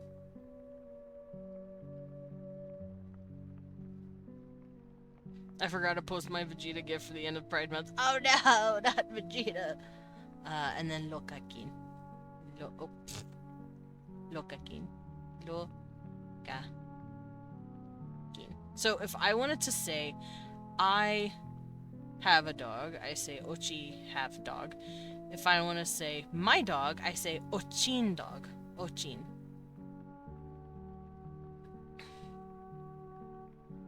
I know what I want the word for dog to be. Laubu. There's a reason. Laobu has a special place in my heart. That is a name, usually. Laobu. Labubu? No. No Labubus in this house. No, Laobu.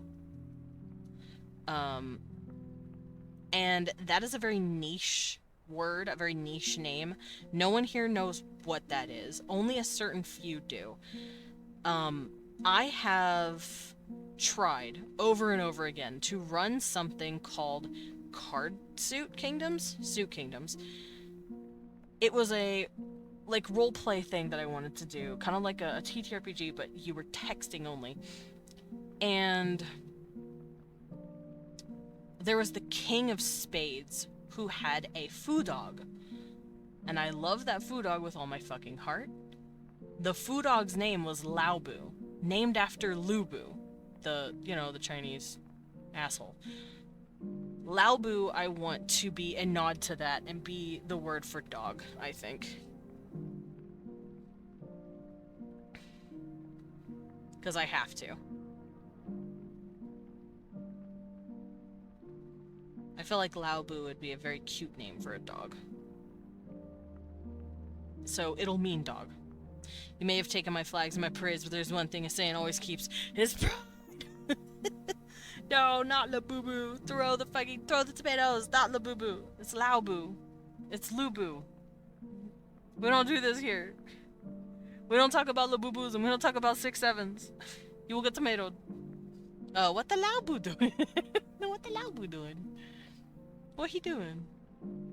But yeah, I'm gonna use the term Laobu for, dog, because the word holds a special place in my heart. Because it reminds me of that roleplay, and it also, the character's dog, that dog specifically, I love him so much. Laobu was a good boy. Laobu was basically a mount. He was huge. He was bigger than a horse. He was a giant foo dog, and I love him. I want to see if I can find art of him. I drew him. I also drew him as a baby. I'm gonna go find that. I think it's in my old Fur Affinity. It wouldn't be in my new one. Because I'm not that cool. I think it's in my scraps. Where's Laobu? There he is! Yeah, he was a black, almost full black. He's like Rottweiler colored.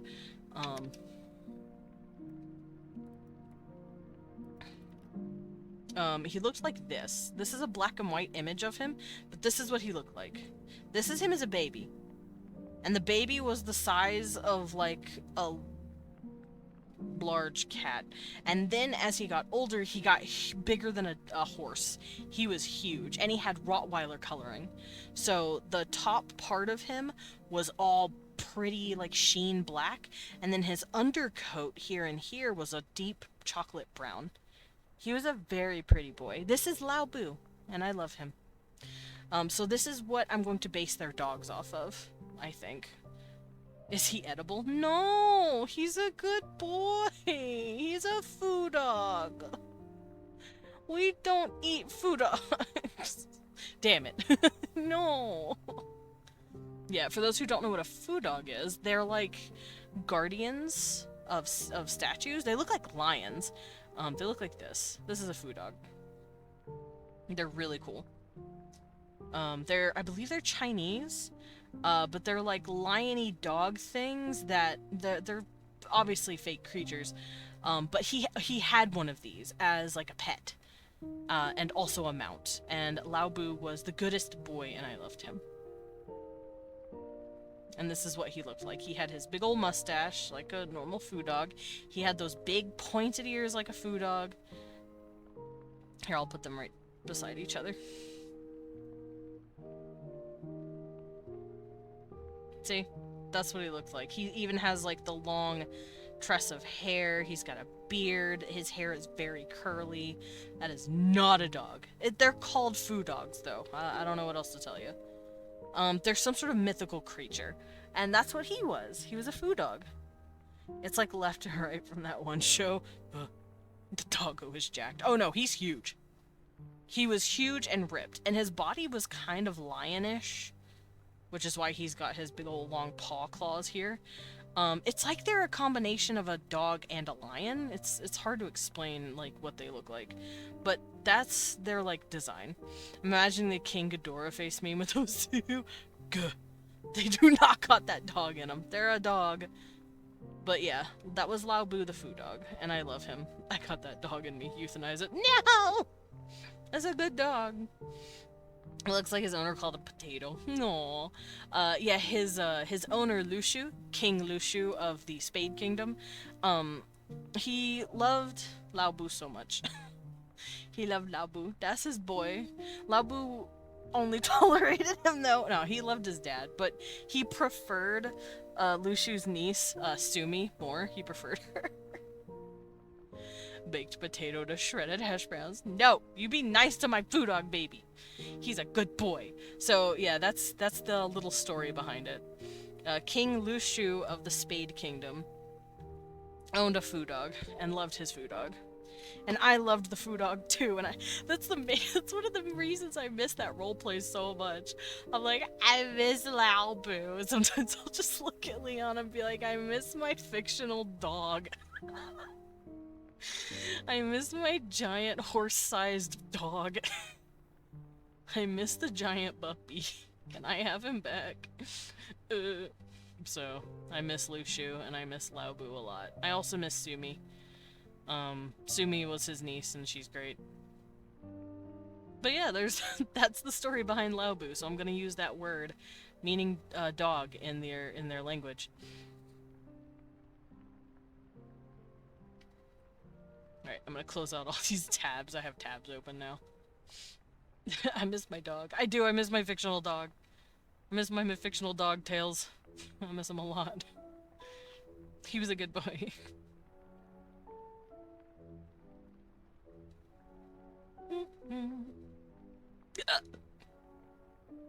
Ow.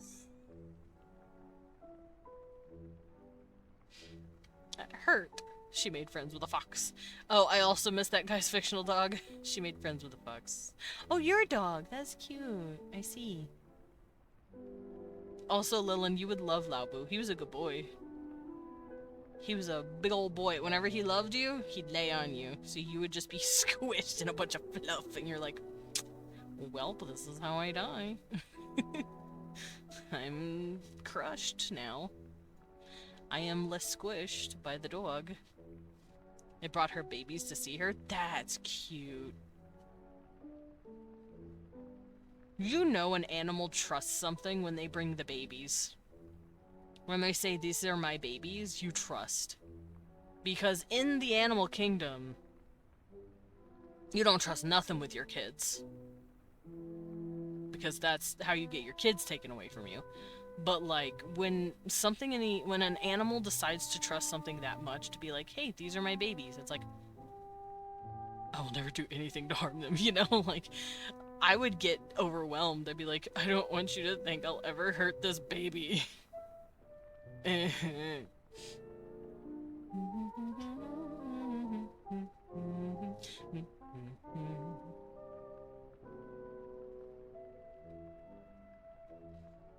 The stomach and showing babies are the biggest signs of trust in the animal kingdom? Yes. And it's the cutest shit in the world. I'm looking for Lushu. I'm looking for my man. There he is. I wanted to show you guys him. I didn't draw him. I just have regular face claims of him. Damn. Well, that sucks. Oh well. He's hot. That's all you need to know. He's got, like, shoulder-ish length hair. The hair is slightly wavy. He smokes a lot.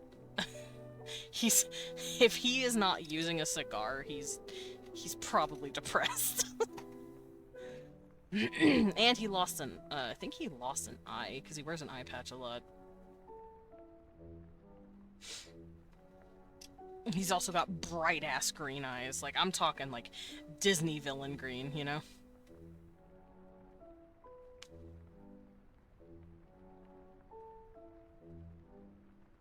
Alrighty. So, possessive. This is feminine. It would also be in, so... I probably don't have to do all this extra shit, but I'm gonna anyway. So, Mado... Mado...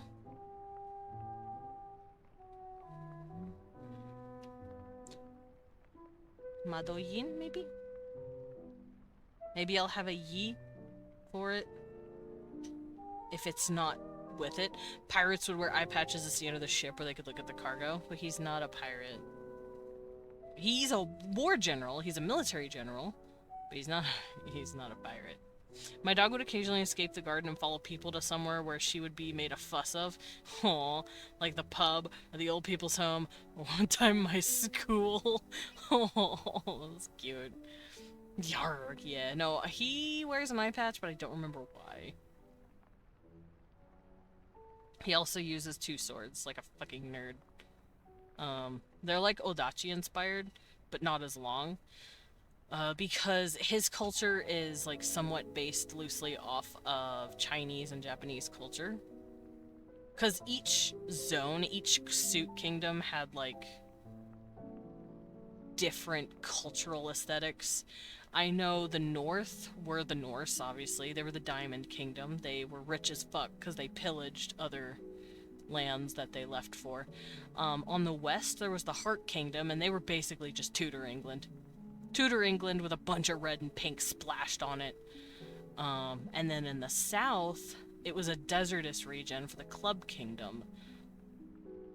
And they were kind of like Indian, but they were also going through like a lace renaissance where it was like kind of Rococo inspired.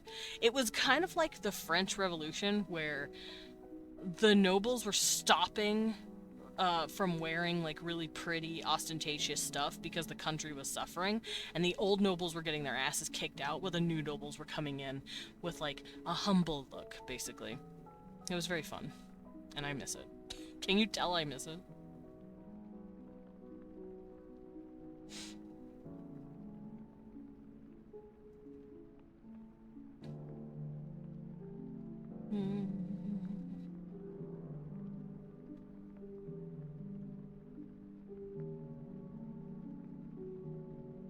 This music's very pretty.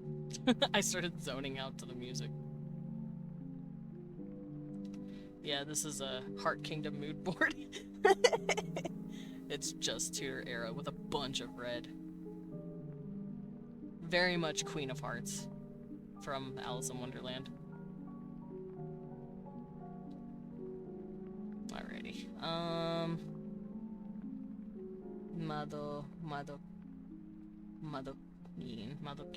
Madokeen sounds better, though. I also want to use Khan for something, but I'm not sure what. Maybe I could go Khan instead of Keen. Yeah, Keen sounds better, not Yin. I think I'll go Keen. I don't know why, it just feels better. So Madokeen. And then, Awinin.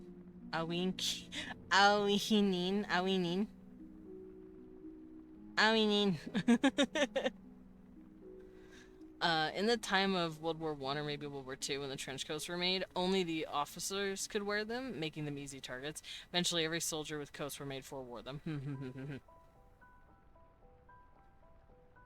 Are you weaning? Yeah, I'm sitting here thinking about it. I don't know if I want to keep doing the een. Let me try this again, because this is possessives. Let's do this again. Let's grab this, drag it over.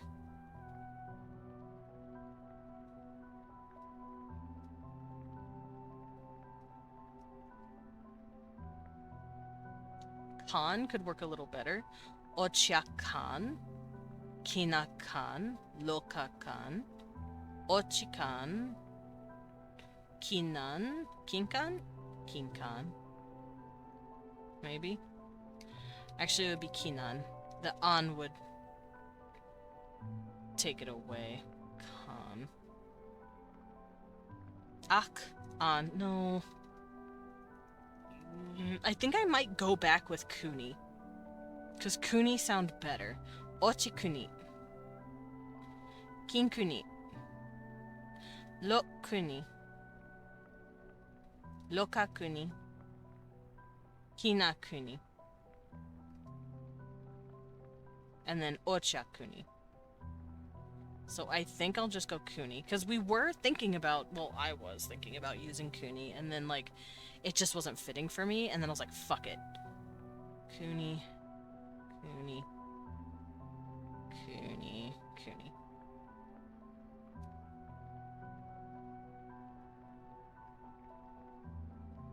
Also, this shows what's more important first. Single or plural you add before your possessive. So, Maduya Kuni is how you say, feminine first person R. Ugh, I think that sounds better. Because I was trying to make it work and it just wasn't.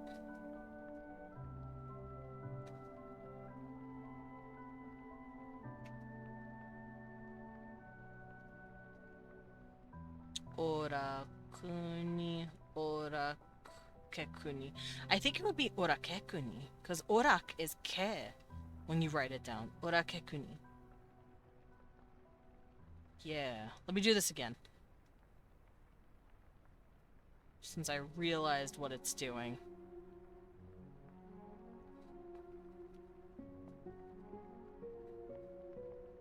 Okay. From the top. I'm gonna scoot these over. So I'll have room.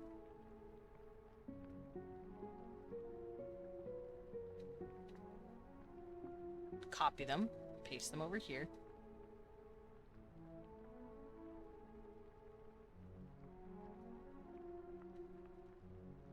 Okay, so ochi kuni. Ochiake kuni. Kinake kuni. This is very hard to say. Well, I guess it wouldn't be if you're speaking the language. Before I get in the shower, it does when I watched The Thing last night. Which thing? Oh, you mean the actual movie, The Thing? Kinkuni. Lokekuni. Or it could be Lokuni. Yeah. Oh, okay. I was like, which thing? What are we talking about? Also, this is very rough on me. I'm trying to figure out how I want to do this, but it's not, like, fitting correctly.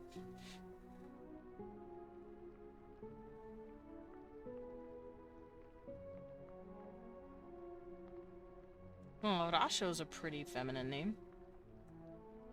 Riso as well. Yono. Yono's pretty. I'm looking at different words and trying to figure out if I want to go Kuni or not. I don't think I'll use Kuni.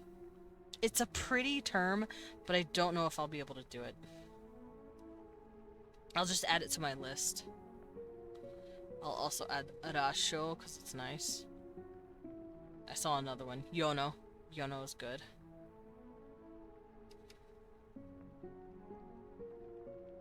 Lucky. Lucky's nice. Lucky. I think I might just pick a thing and then have it outside of the connection.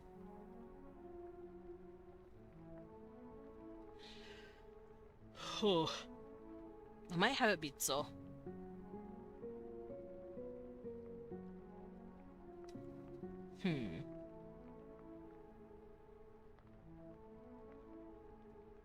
I could make it cha, and hear me out. The cha symbol means connection of. So it'd be kind of like saying they're connected. Cha. So if I want to say my dog, I say ochicha laubu. Ochicha laubu. That's how you'd say it. My laubu. Cha, dude. Cha, cha, cha, cha. Cha. So, my dog. My dog. My dog. O. Chi. Cha. Lao. Lao. U. Remember, O and U are pretty much the same sound. It just depends on where it's located in the language. Saru. So, Ochicha Labu. My dog. If I want to say our dog, Ochiak. You say Ochiak Chalabu. Ochiak Chalabu. Our dog. Okay. So now that we're understanding how this works, the feminine and masculine will work the same way. If I want to say my dog, but I'm a woman, Mado Chalabu. And if I want to say her dog, or her dogs, and I'm talking about like two sisters or something, maybe they won't have that. I'm thinking they won't worry about that too much. But if I want to say her dog, Eramo Chalabu. There we go. Sad. We're literally just cutting out the more and more of the language over time. Eramo Chalabu. That's how you would say it. Eroma Chalabu. Eramo. Sorry. I'm gonna erase Erome. It's close, which means I'm gonna get rid of it. And goodbye. Okay. Now, I can also come up with pronouns for different shit. So, let's look here. You're going off, I'm going off accent. Yeah. Also, yes, my necklace just ripped off. So, ow! Some of your hair. Fuck, that sounds painful. I'm sorry about that. Chiha, that's a nice name. I like Chiha. And Tseni, I'm gonna write these down too. These are words that I've been seeing. Chiha and Tseni. Cute little words. There we go. I had a fever of 98.4 and I was sweating a ton, so I definitely need a shower. Oh, I see. Wait.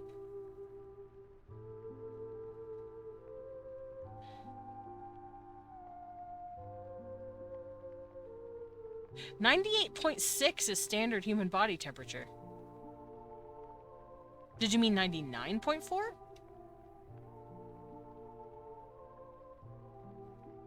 If I can go get a shower.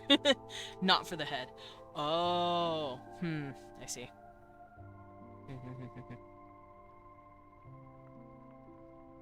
I understand now.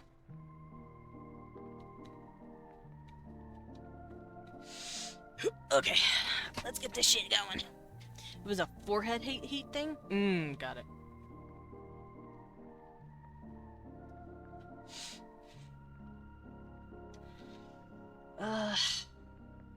How do I want to do this?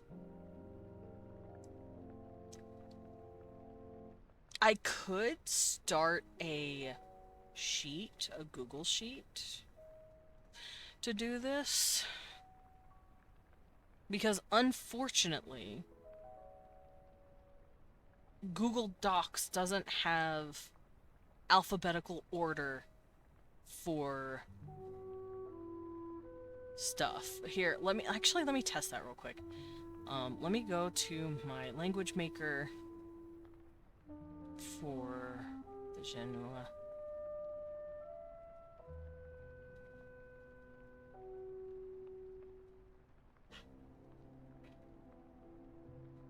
I'm gonna make a new tab just for the sake of it. Insert table. I'm gonna do this. And I'll insert a second table, like this. Okay, so can I table options? No. Here, I'm gonna test some shit out real quick. Give me a second. Ochi. I wanna do this. I, me, Ochi. You. Keen. They. Look. Okay, so I put in a few words. I'm gonna test them out and see how see if I can, like, organize the table. Because if I can't, I'm just gonna have to put it in a Google Sheet and then, like, upload it to Google Doc that way. Lavender Town, Millinote? Huh? What does that mean? Why are we screaming about Millinote? Millinote. Creative project. Yeah, no. Millinote's fine. Never mind, Lau. I don't know, I prefer ellipsis. I've been also trying to get into Scrivener, but Scrivener is,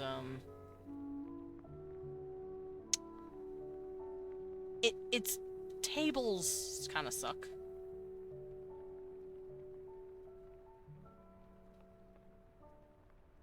Oh, wait, sort. No, I saw the sort button.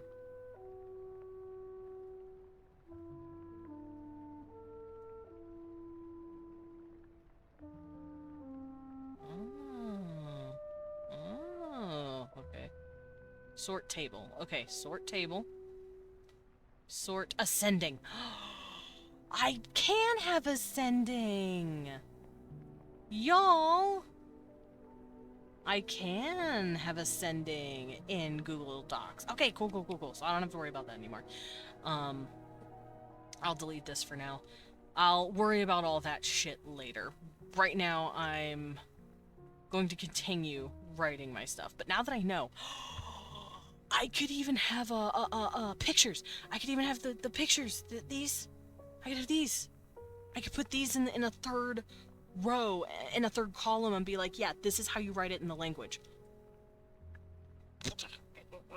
Don't talk to me, I'm excited. I'm very excited. So, like, if I want to ever put in ochi, and I want to have, like, the writing in the boxes for it, I would write it out like this. O. Chi. Chi. That would be the symbols. Ochi. I'm back. I don't know when I left, but I'm back. Oh, welcome back, Lumen.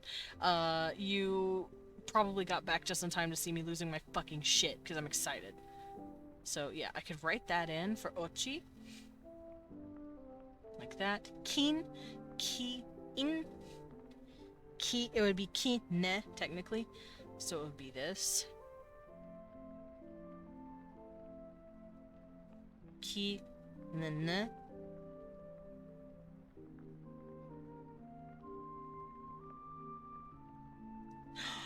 I like that symbol a lot more than the current one. Hold up. I just did that on accident, but I really like it. Let's use that one. I like that a lot more. We're gonna do that from now on. Where's Yagan? Yagan! I have to change your name, my boy. Because this old symbol's old hat. We're getting rid of it. We're using a new one. Yeah, that looks much better. Easier to write.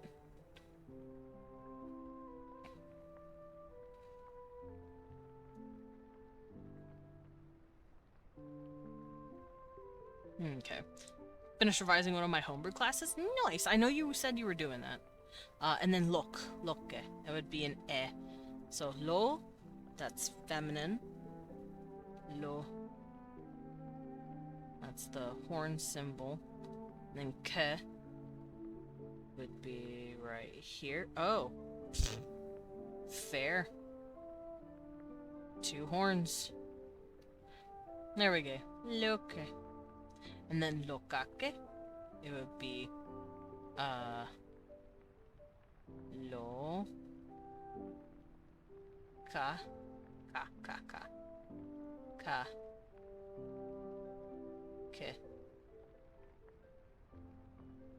There we go. So these would be the symbols, and I could put them in the library. I could put them in the lexicon. And be like, yeah, this is how they write them. Sorry, I'm very excited.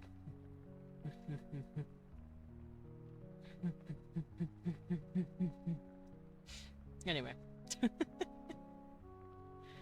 Very excited. We'll see how else it would look whenever I write it.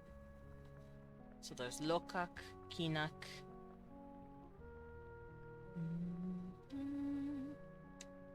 Broke my fingies.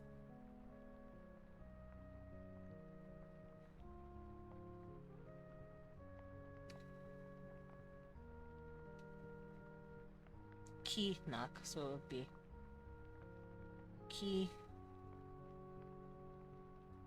nak.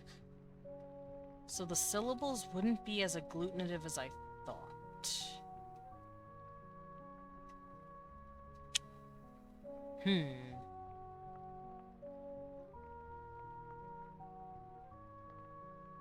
the reason I say that is because I'm thinking.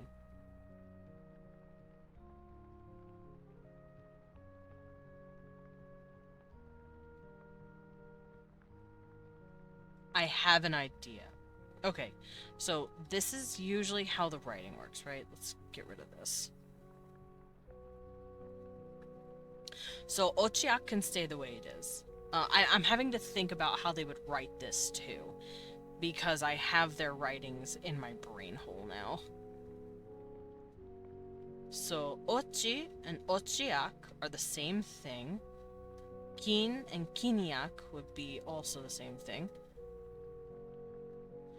So it would be Ochi, O. What was G again? Right, it was like a bug. Ochi, and then if I want to write the plural, O, Chi, and then Ya-ke. Ya-ke. So it would be Ya-ke. So this is the plural suffix. So kin, ki-in, kin... What's the symbol again? I'll remember one day. That one. Ki... Ne.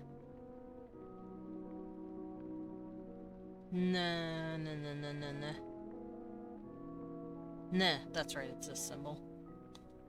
So this would also be ki, ne, would add yak, yakke. Yakke. So kineyakke, it would probably end up becoming kinyak as they pronounce it. Because remember that it gets dropped if the other letters are stronger. Reason ochi, the e, is combining with the ya.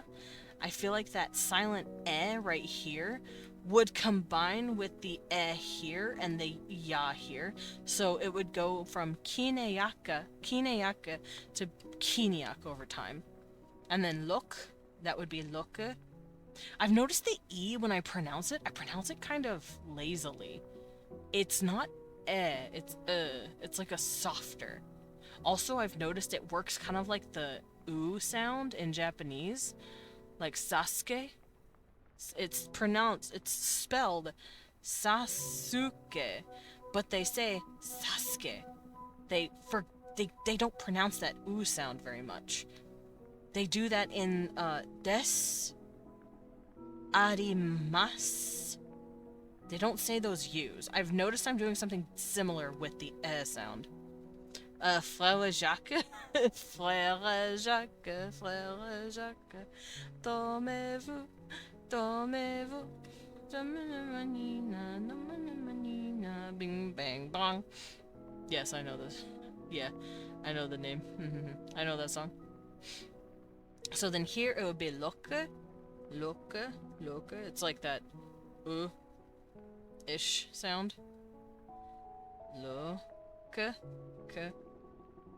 K-E. It's that again. It's the little funny, it's the funky horns. Look. Girl man. And then lokyak. Lokyak. Lo. Ke.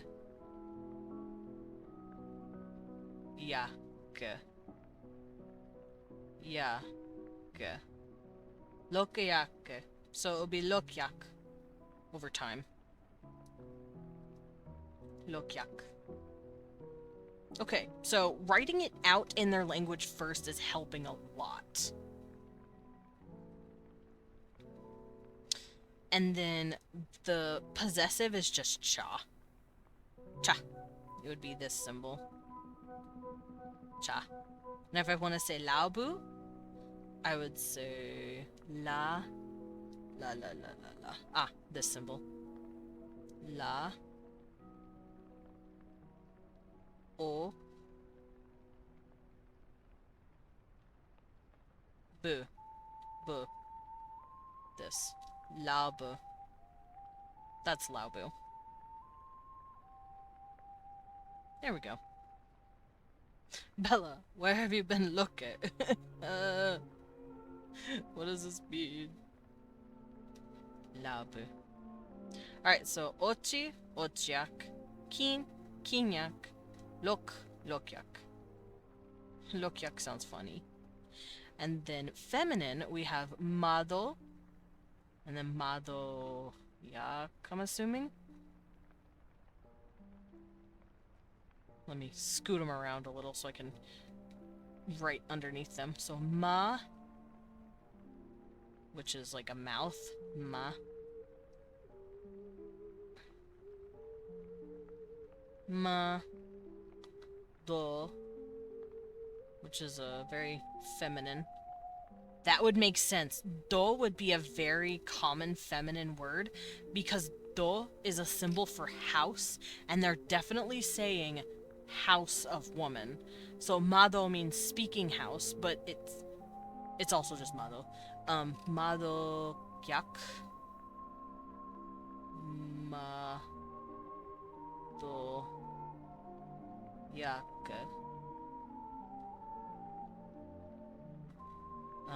Awin.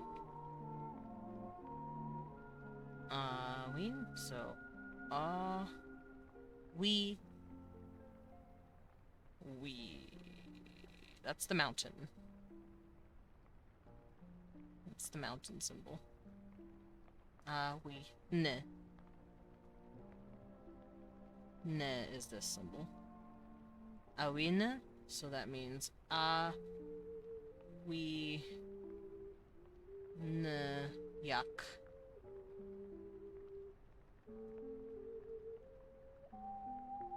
So awinyak. Madoyak. And eramo. Eramo. Era. Big beefy. Ra. Mo. Mo. Oops. Mo. And then ra.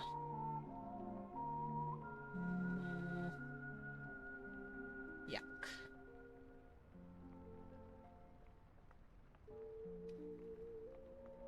There we go. Eramoyak. So it seems like my plural is yak for the most part. There's not really an ak. It's just yak. I think I might... Well, no, cha makes a better sense. I was gonna say make it cho instead, but cha sounds better. And then after that we have ora.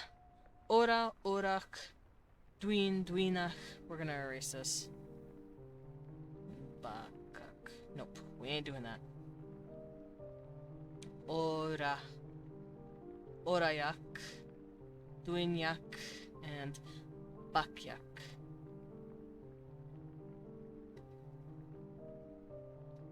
And the reason I'm doing that is because it makes more sense written down. So, ora. Definitely taken from ore, because it's funny. Ra. Oh, very masculine. That's because this is a masculine way to talk. Ora.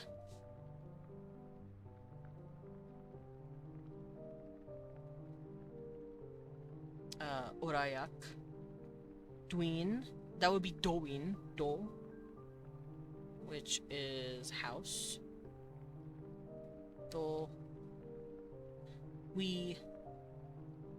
It's mountain. Ne. Doin. And bak. Baka. Bow and arrow.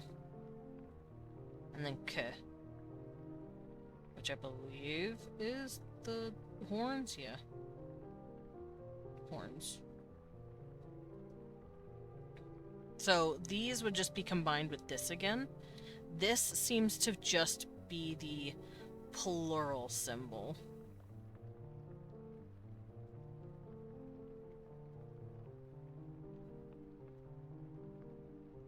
And then possessive is, once again, cha. Okay, so I figured out how to do this.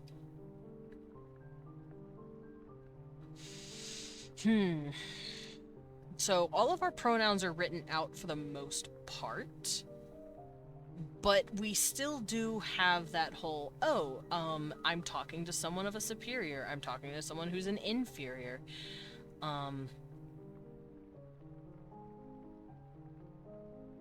And I think it would be considered rude if you were on equal standing and you didn't talk to each other like equals and you talked to each other like rude words.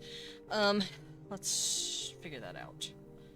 So I'm gonna come over here and write it all out. So words for I and me.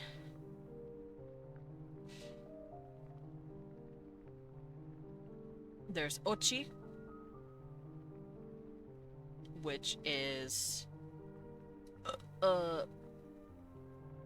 male, kind of male. It's like male-ish. It's like more neutral. But it's used mainly by scholar males. So beta male words, basically. So beta male, typically kind of formal. And it's when you're talking to a peer, I want to say. I guess informal? I want to say formal or polite. Polite will be the terms you use for, like when you're talking to a higher. And then I'll use the term casual for when you're talking to someone who's your lesser or lower, or family member maybe, like, because you're dropping your guard, basically. I don't know. I'll have to think about it. Bratler. Sugar. Hi, Jigger. But yeah. Let's write all this stuff down at least. So, ochi. Beta masculine. Kind of informal. Then there is mado, which is feminine. It's informal. Ha, bitch. Hi, Dweed. Dread, I told Blue Sky, are you proud of me? The whole time I was like, don't tell Dread. I'm gonna tell Blue Sky so she doesn't beat me up or skin me alive.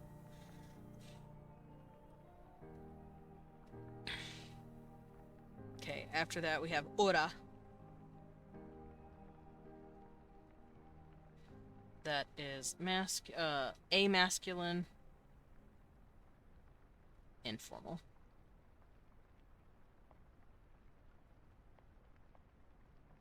No, hugs around. No, I did it. You can't point gun at me. I did it. Can't get mad at me. Just start whining. You can't. Alright, I'm gonna swap these around. Make it look a little nicer. Also, I'm doing pronouns for those of you just coming in.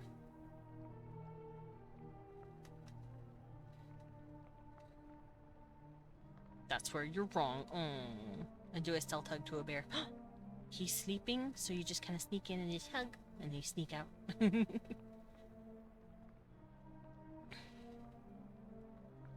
Okay, so we have class. We have feminine, we have gender, we have class. So, plural possessive. I have plural and possessive marked down over here. Yak and cha. Now we worry more about gender and class. Plural and possessive are attachments. Gender and class change the word completely. Dread, ominously aiming her slingshot at you. No! No! Exactly. No, don't do it. Please, I'm just a baby. I'm just a baby.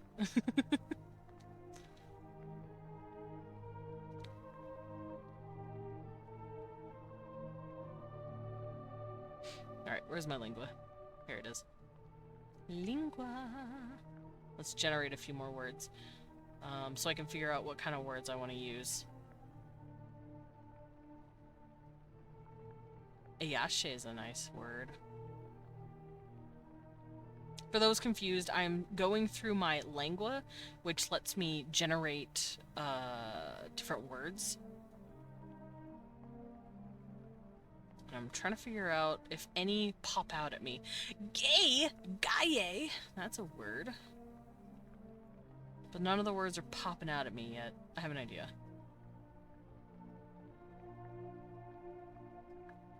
I'm gonna steal this pattern, and I'm gonna just generate these.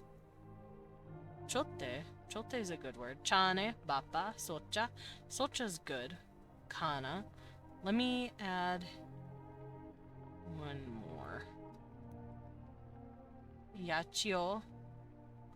Yachio is a pretty good word. I think I'm gonna use Yachio for something.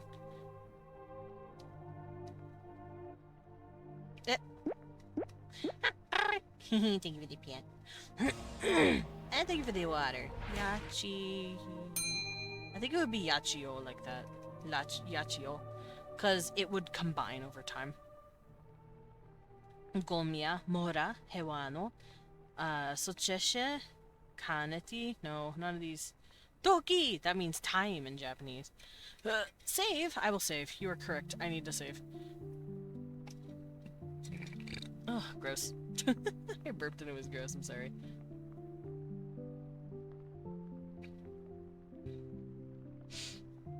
Oh, water. Alright.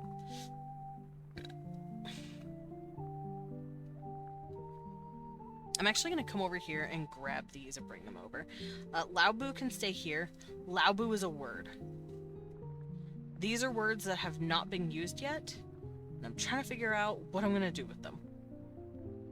So I'm going to plonk them right here and use them as I'm writing out the pronouns. So, I'm in the dredges of Wormworld. I currently have a new colony that is just a vampire and a cannibal. For now, it works perfectly. Oh my god. Lean's close to peek the mic. Did you save?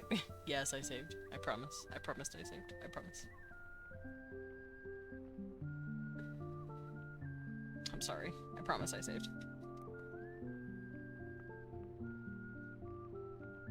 CV, CV, CV. I kind of want to see what happens if I do even more CVs. Okay, give me a second.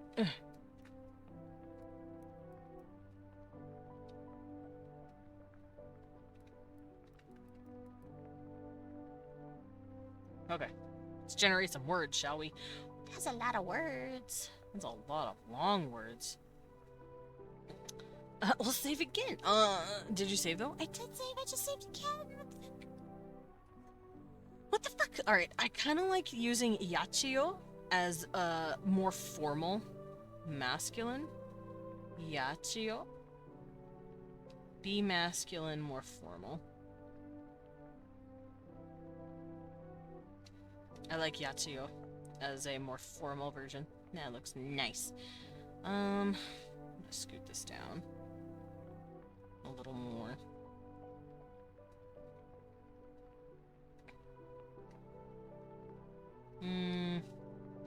Khan is nice. I want to add Khan to something, but I don't know. Eshi. Yono.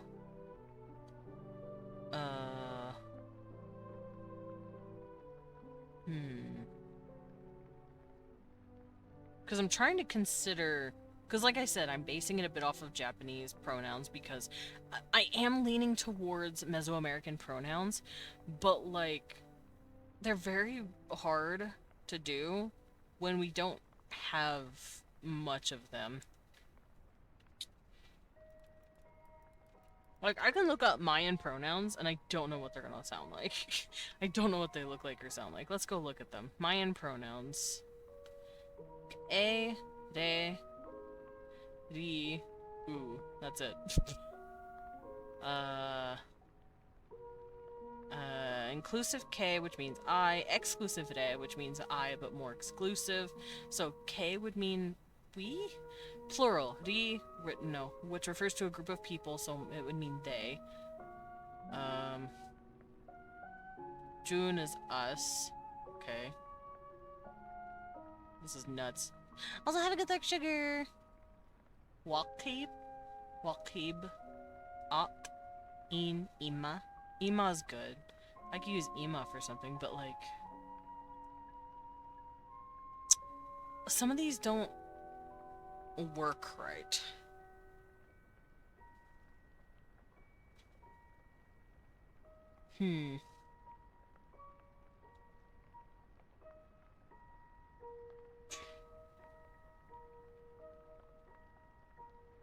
I want to do Yono for the feminine, but I want to add something to it. Like something Yono.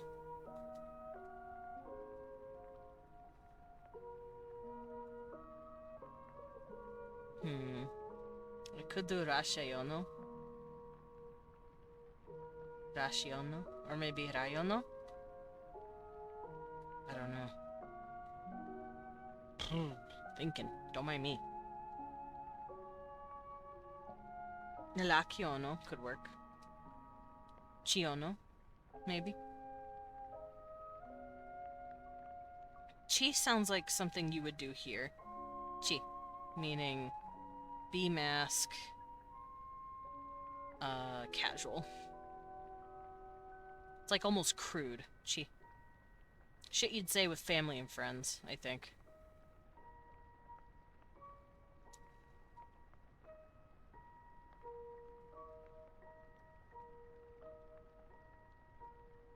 Because it's like a shorter version.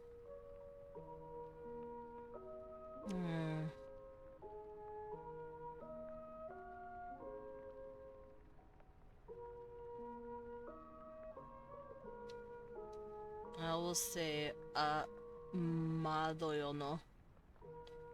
Because I want it to sound kind of like the first one. We're not going full Japanese where it's like, oh yeah, all of it is completely, you know, different words. I want some of the words to be, like, similar.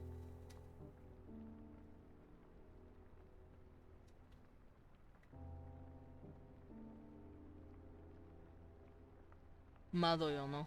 So that would be femme, polite. Or formal, I guess. I'll say polite. I'll use different words for the terms. Formal, informal. I'll change formal to polite. Okay. So informal is when you're like talking peer to peer. Polite is when you're talking to someone above you. Casual is when you're talking to close friends or someone below you. You're acknowledging that either that person's not worth it, or if they're close friends, you're saying, hey, you know, we're close. Ugh. Feminine, polite, feminine, casual. I don't want it to be dull. That's kind of funny.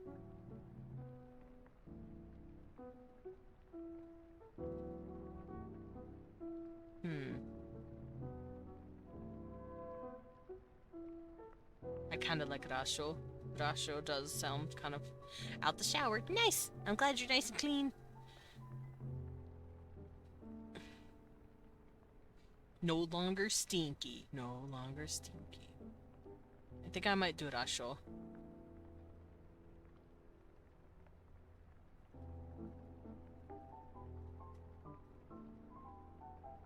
And this is when talking to someone else. You're saying I, as in Rasho. If I want to say, okay. Let's say this lady here wants to talk about, ooh, I have an idea. I also want them to have a special pronoun whenever they're talking to their kid. I want them to use ama, which is a cutoff of amamalo, which is like means mother. I want them to use like a very shortcut name for mom to be a pronoun. So when they're talking about themselves to their kid, they'll say ama. Femme. 2 children. to child. Your child, specifically.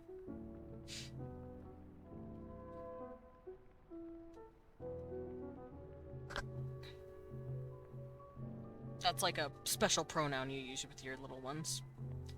I don't think the dudes will do the same thing, because the guys aren't really there in the kid's life. Some are, but while the child is being raised, it's usually with the mom and her family. And her sisters, her mothers, her aunts. Because most of the houses are mostly women, their current mate, and their children.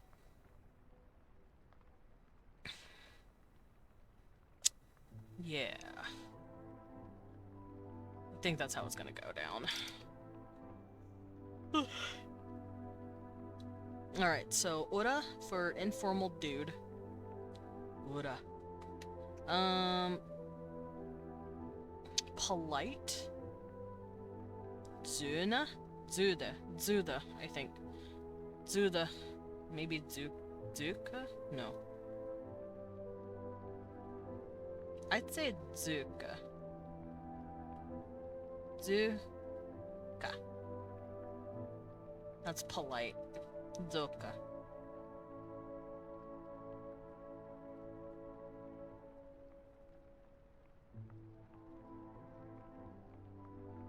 And then if we want to be casual, I think I can use Khan for this. Khan. Where they're just saying me.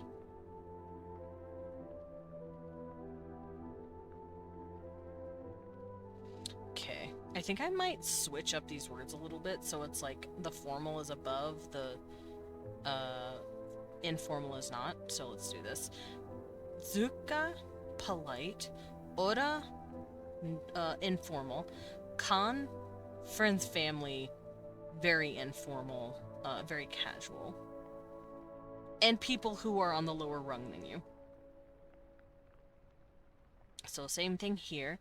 Yachio is how you talk to your superiors when you're talking about yourself. Ochi is when you're talking informally to peers.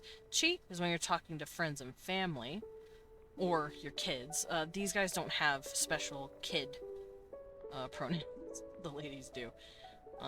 And then the women call themselves Madoyono in front of superior. Mado for informal, like colleagues and peers. Rasho for family, friends, your sisters, stuff like that. People below you. And ama to children. I think that works. So they all seem to be kind of like stemmed from each other a little bit. You can see Madoyono and Mado are the same thing. Ama also has that ma sound. Rasho is close to that, but not too much. Because there are going to be words that are just completely different from each other.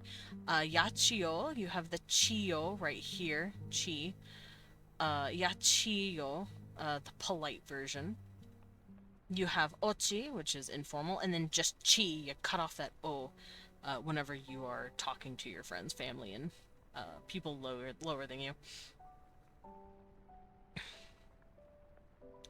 So I feel like that's how they're going to approach first-person pronouns. And then of course you have your possessive and your plural. We don't change the words for that. Those are agglutinative. Then we can have you, I and me, and then when I'm talking to you. So we have words for you.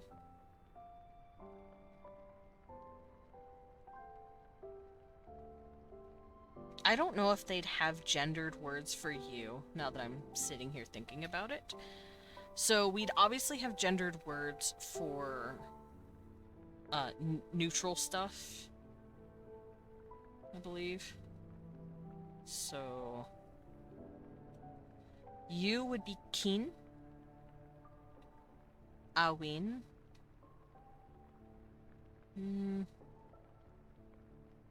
That's right. I had Aween be feminine. I have to think about it. Dween, Aween, and Keen. Do I want to keep that rule system or not?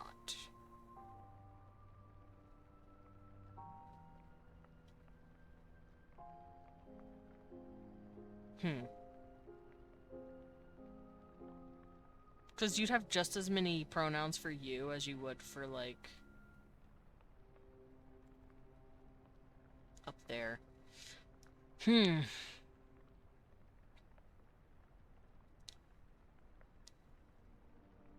thinking. I'm thinking it. I'm wondering.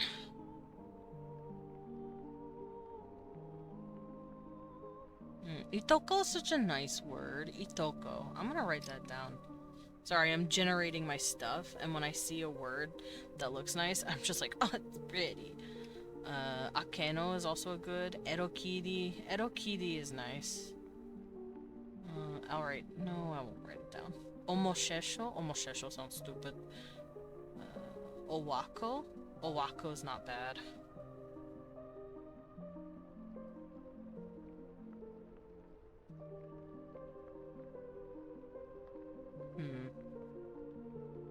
Trying to see if any of these things will jump out at me and I could use. Ichi! That's Japanese for what one? We're not using that one. Ooh, shilahi is pretty. Shilahi. That could probably mean flower. Shilahi is a very pretty word. I'm gonna use that for flower. Shilahi. That sounds like a plant. That sounds like a flowering plant.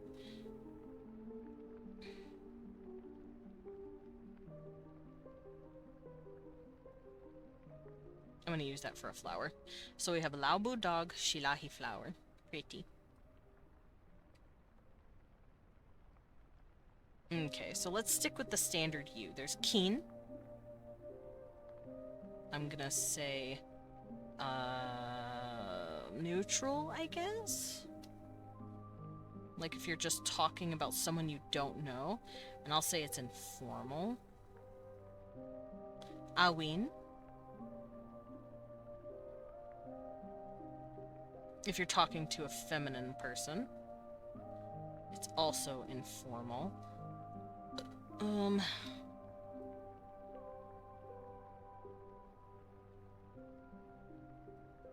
I can also do dween, but I don't know.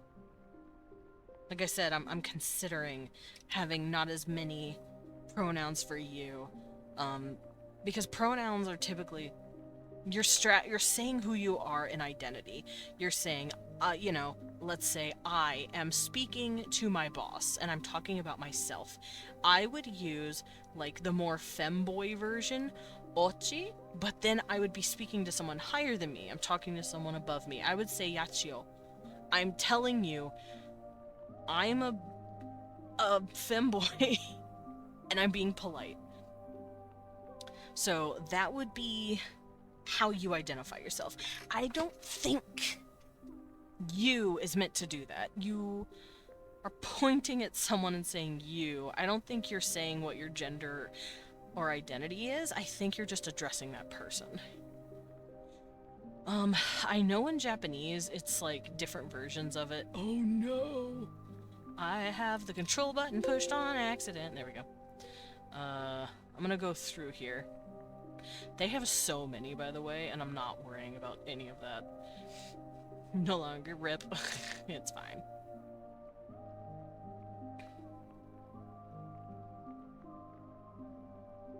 Oh yeah, I forgot you can use your own name for stuff in Japanese.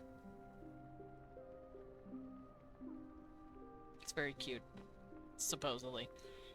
So they do formal-ish, informal-ish, anata. Used by a person's name with an honorific is more typical. Anata may be used when having no information about the addressed person. You in commercials when not referring to a particular person. Commonly used by women to address their husband or lover, in a way roughly equivalent to the English dear. Yeah, we don't have that. I'll keep keen. I think I'm going to remove some of the gender aspects I'm gonna keep keen. That's gonna be like my anata. But it's not going to mean lover or anything. It's not gonna be a way you address your lover. It's just going to be an informal, very neutral way to say you. Oh yeah, you can be mean about it and say anta. But then we can have a polite version. And I was thinking of going owakin. Owakin. So owako, I'm taking from that. Owakin. And it is somewhat related to kin. Owakin, polite. Now, kin is already its tiniest version. So how would we make this more casual? If I'm pointing at someone and just saying hi to them. I could say ku. Ku. Casual. I don't want to do what the Japanese do, where it's like, oh yeah, we have a word for literally every version of you, where I hate you, or I love you, or I think you're cool, or I'm trying to be cute, or I think you're cute. Like, they have so many versions of the words for you. Anta is informal. Otaku, that's rude.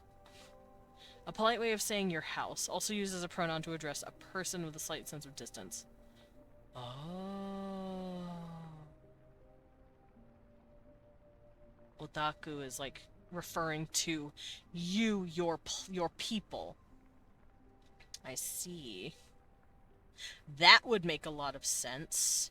I think I'll use that for Awin, because in my corner over here, it was originally feminine. So maybe this was originally a feminine word, and it's directed towards a group of people, the house group. Maybe you're addressing that person's house. When I say you, I'm talking about you and your family, the house you are in. That's pretty cool.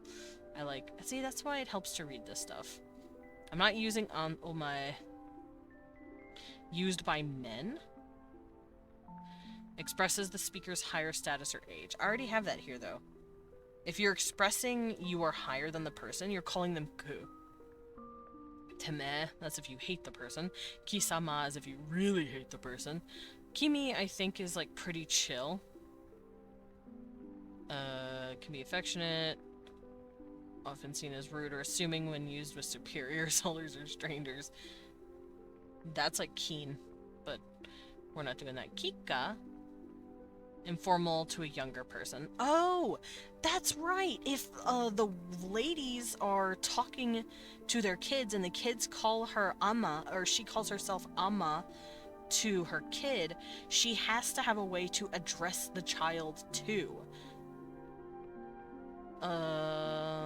She would probably use a neutral term. We're not using kuni. Kuni is gone.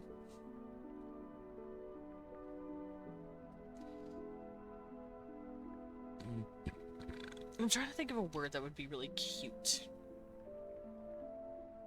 Dween means more masculine. Oh, that's fucked. I just thought of something really fucked. What if she has terms for masculine or feminine children? Like if she says you, and she's talking to a kid. What if she's talking to a daughter? What if she uses a different you? Because females stay in the house a lot longer. In fact, they usually never leave unless they're like going off to be in a consort ship in another city. But normally they don't leave for that either. It's the males that leave. They stay in their mother's house. They might have a special pronoun for you, for the girl, and then they just have dween for the boy. So dween for the boy. It's a son, usually. And it's to respond to both sons, because both boys leave the house once they start hitting puberty. They go to live with their fathers. So, dween, mask, your son. And then feminine, Aween could be the daughter, maybe.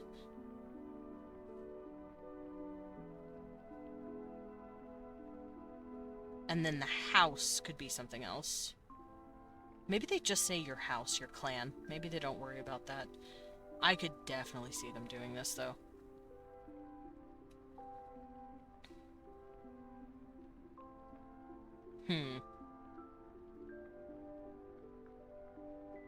Yeah. Okay, so now that I have first, second, now we need third person. So he, she, and they.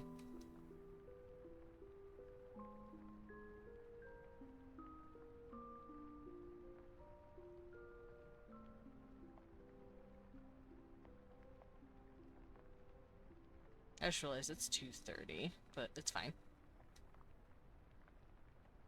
I can keep going for a little bit longer, because I want to get all this stuff done. So these would be really good for all of that. Now, he, she, and they. I already have that written down for the most part. I have look, which is third person, neutral. So look. And then éramo, which is she. And bak. I don't think they're gonna worry too much about class systems whenever they're talking to someone like that.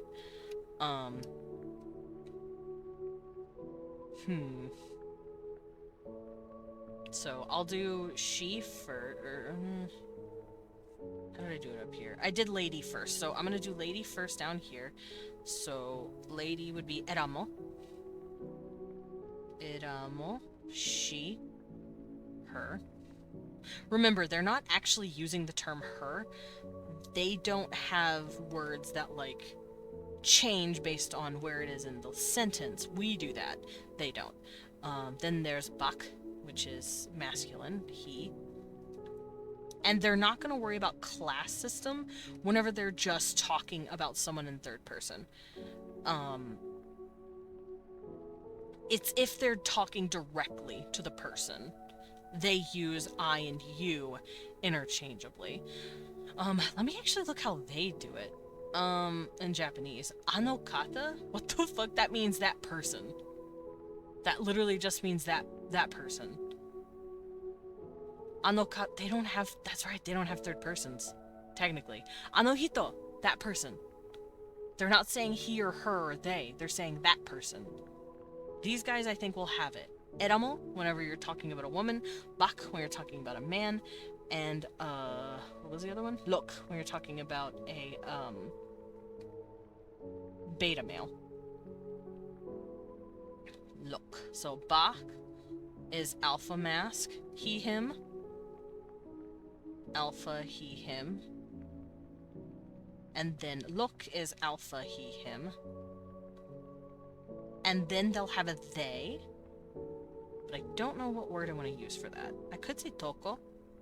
Toko is nice. Itoko. Itoko. That would be they, singular.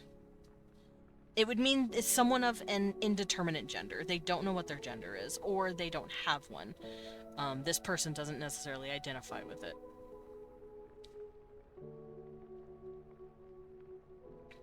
What else could I do with that? It. It is also a pronoun, that's right. I think I might use ha. Or ni, maybe? Or tsi? What is ha in here? Ha? I'll say ha for it. Ha. It. So that's for inanimate objects. Something that doesn't move. Something that doesn't talk back. Inanimate. Yes.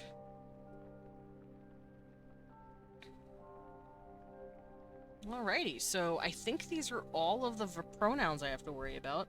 We've got 10 ways to say I or me, 5 ways to say you, and then he, she, or she, he again, they, and ha, it. And then whenever we want to add, we will add yak for plural. So I'll come down here and write yak for plural. And then for possessive... Oh, can I write correctly? Possessive, we add cha. I think that works. Yatsu in Japanese literally just means a thing. You're saying that thing. It's silly. See, they don't really have he, she, they. They don't have third person, really. They just say that thing over there. Kare. Kare can mean he, but you're usually just saying that one. That thing over there. Like, kono? Let's see. Kare and are. Oh, kare, sare, are. Those are all words that means, this, that, and that over there. Kono, sono, and ano are the same words, but words that you put in front of another word. So if I want to say, that is an umbrella, or whatever, you would say kare for this is, but if you want to say this umbrella, you say kono. It's subtle, it's different, but it's subtle, but it's a difference. I like when languages do that that make a different word for something. Kanojo, I think that means that kid, or that oh, it does kind of mean that kid. It can mean girlfriend. Gross. Yeah, they don't have those. I do though. I did that.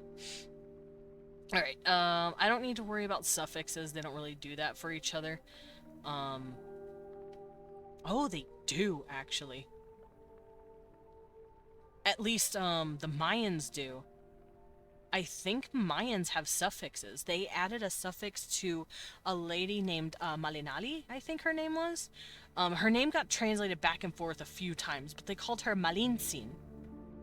Tsin. Malin was her name, and then they called her Tsin, as like a derogatory for something. I have to look it up. Malinsin. And then it was translated into Spanish called La Malinche. And then they renamed her again to Marina. Like, her name went back and forth so much. But, Tsin was a sound, I believe, that they gave her name. I don't remember what it is. Yeah, her parents named her Malinali after the goddess of grass. Malinsin is a cut off.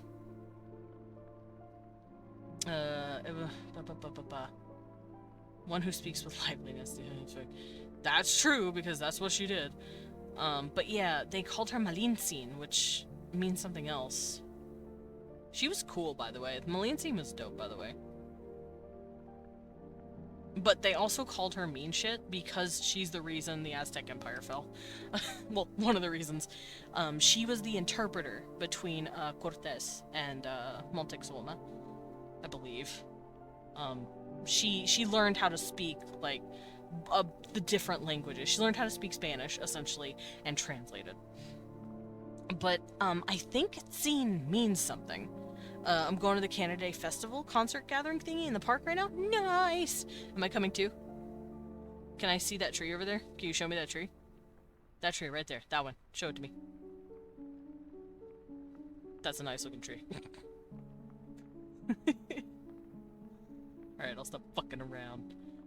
Yeah, I don't know if they would have suffixes. I can't think of anything. I can't think of why they would. That's a Japanese thing. We ain't doing that. For now, though, pronouns done. What I'm gonna start doing is writing all this stuff down. I also might start filling out my lexicon, because remember, you need, like, it says here, where was it? 600-ish words to learn a language properly. You need, like, a bunch of animals, so you can, like, point out those common animals. Transportation, locations, like city, house, apartment, town, you know, like words for places. Okay, gotta go, don't die or dead. I will die of the dead. They have clothing. That would make sense. Color, people, the family members, that's true, neighbors, friend. Jobs, society, art, beverages, food. Makes sense. You need to know how to eat. Squat, we've been dying of dead. I'm dying of dead anyway, medic. See, I'm dead. Look. Also, I'll do my squats. I'm going longer than normal, but that's because I wanted to finish these pronouns. Fun fact, I did pronouns today. Anyone look at the pronouns? I have a lot of pronouns, but if you can read my handwriting, they should explain themselves. So enjoy reading that while I go do squats. I gotta make my ass nice and fat for... Okay, perfect.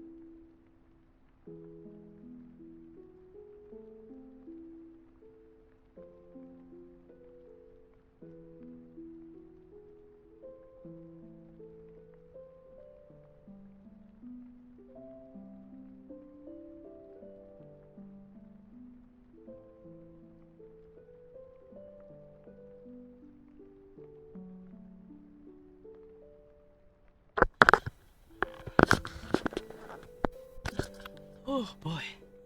Okay. I did it. I'm tired. Alrighty. So to go over these one last time, I got my me's, my you's, and your he, she, they's. Ugh. You wanna go do some raiding? I think we should go do some raiding. So, see you guys tomorrow. If I get attacked by art fight, that's what we'll be drawing. Otherwise, I'll figure it out. Oh boy. Yeah. Let's go find someone to drop in on, shall we? I think that'd be a lot of fun. Who we raiding, boys? Who we raiding? Da da da da da da. I know who I want to raid. This guy's cool. I hardly get to raid him, and he's cool. He's drawing pretty art. I get to show him. I get to pick it up and be like, look at my cool stuff. I made stuff. Anyway, I'll see you guys tomorrow. For now, though, enjoy the rest of your day. Enjoy Canada Day. It's Canada Day. Did you know it's Canada Day? It's Canada Day. Anyway, bye guys. Bye bye bye bye bye bye bye bye bye bye bye bye bye bye bye. He's drawing a very hot lady.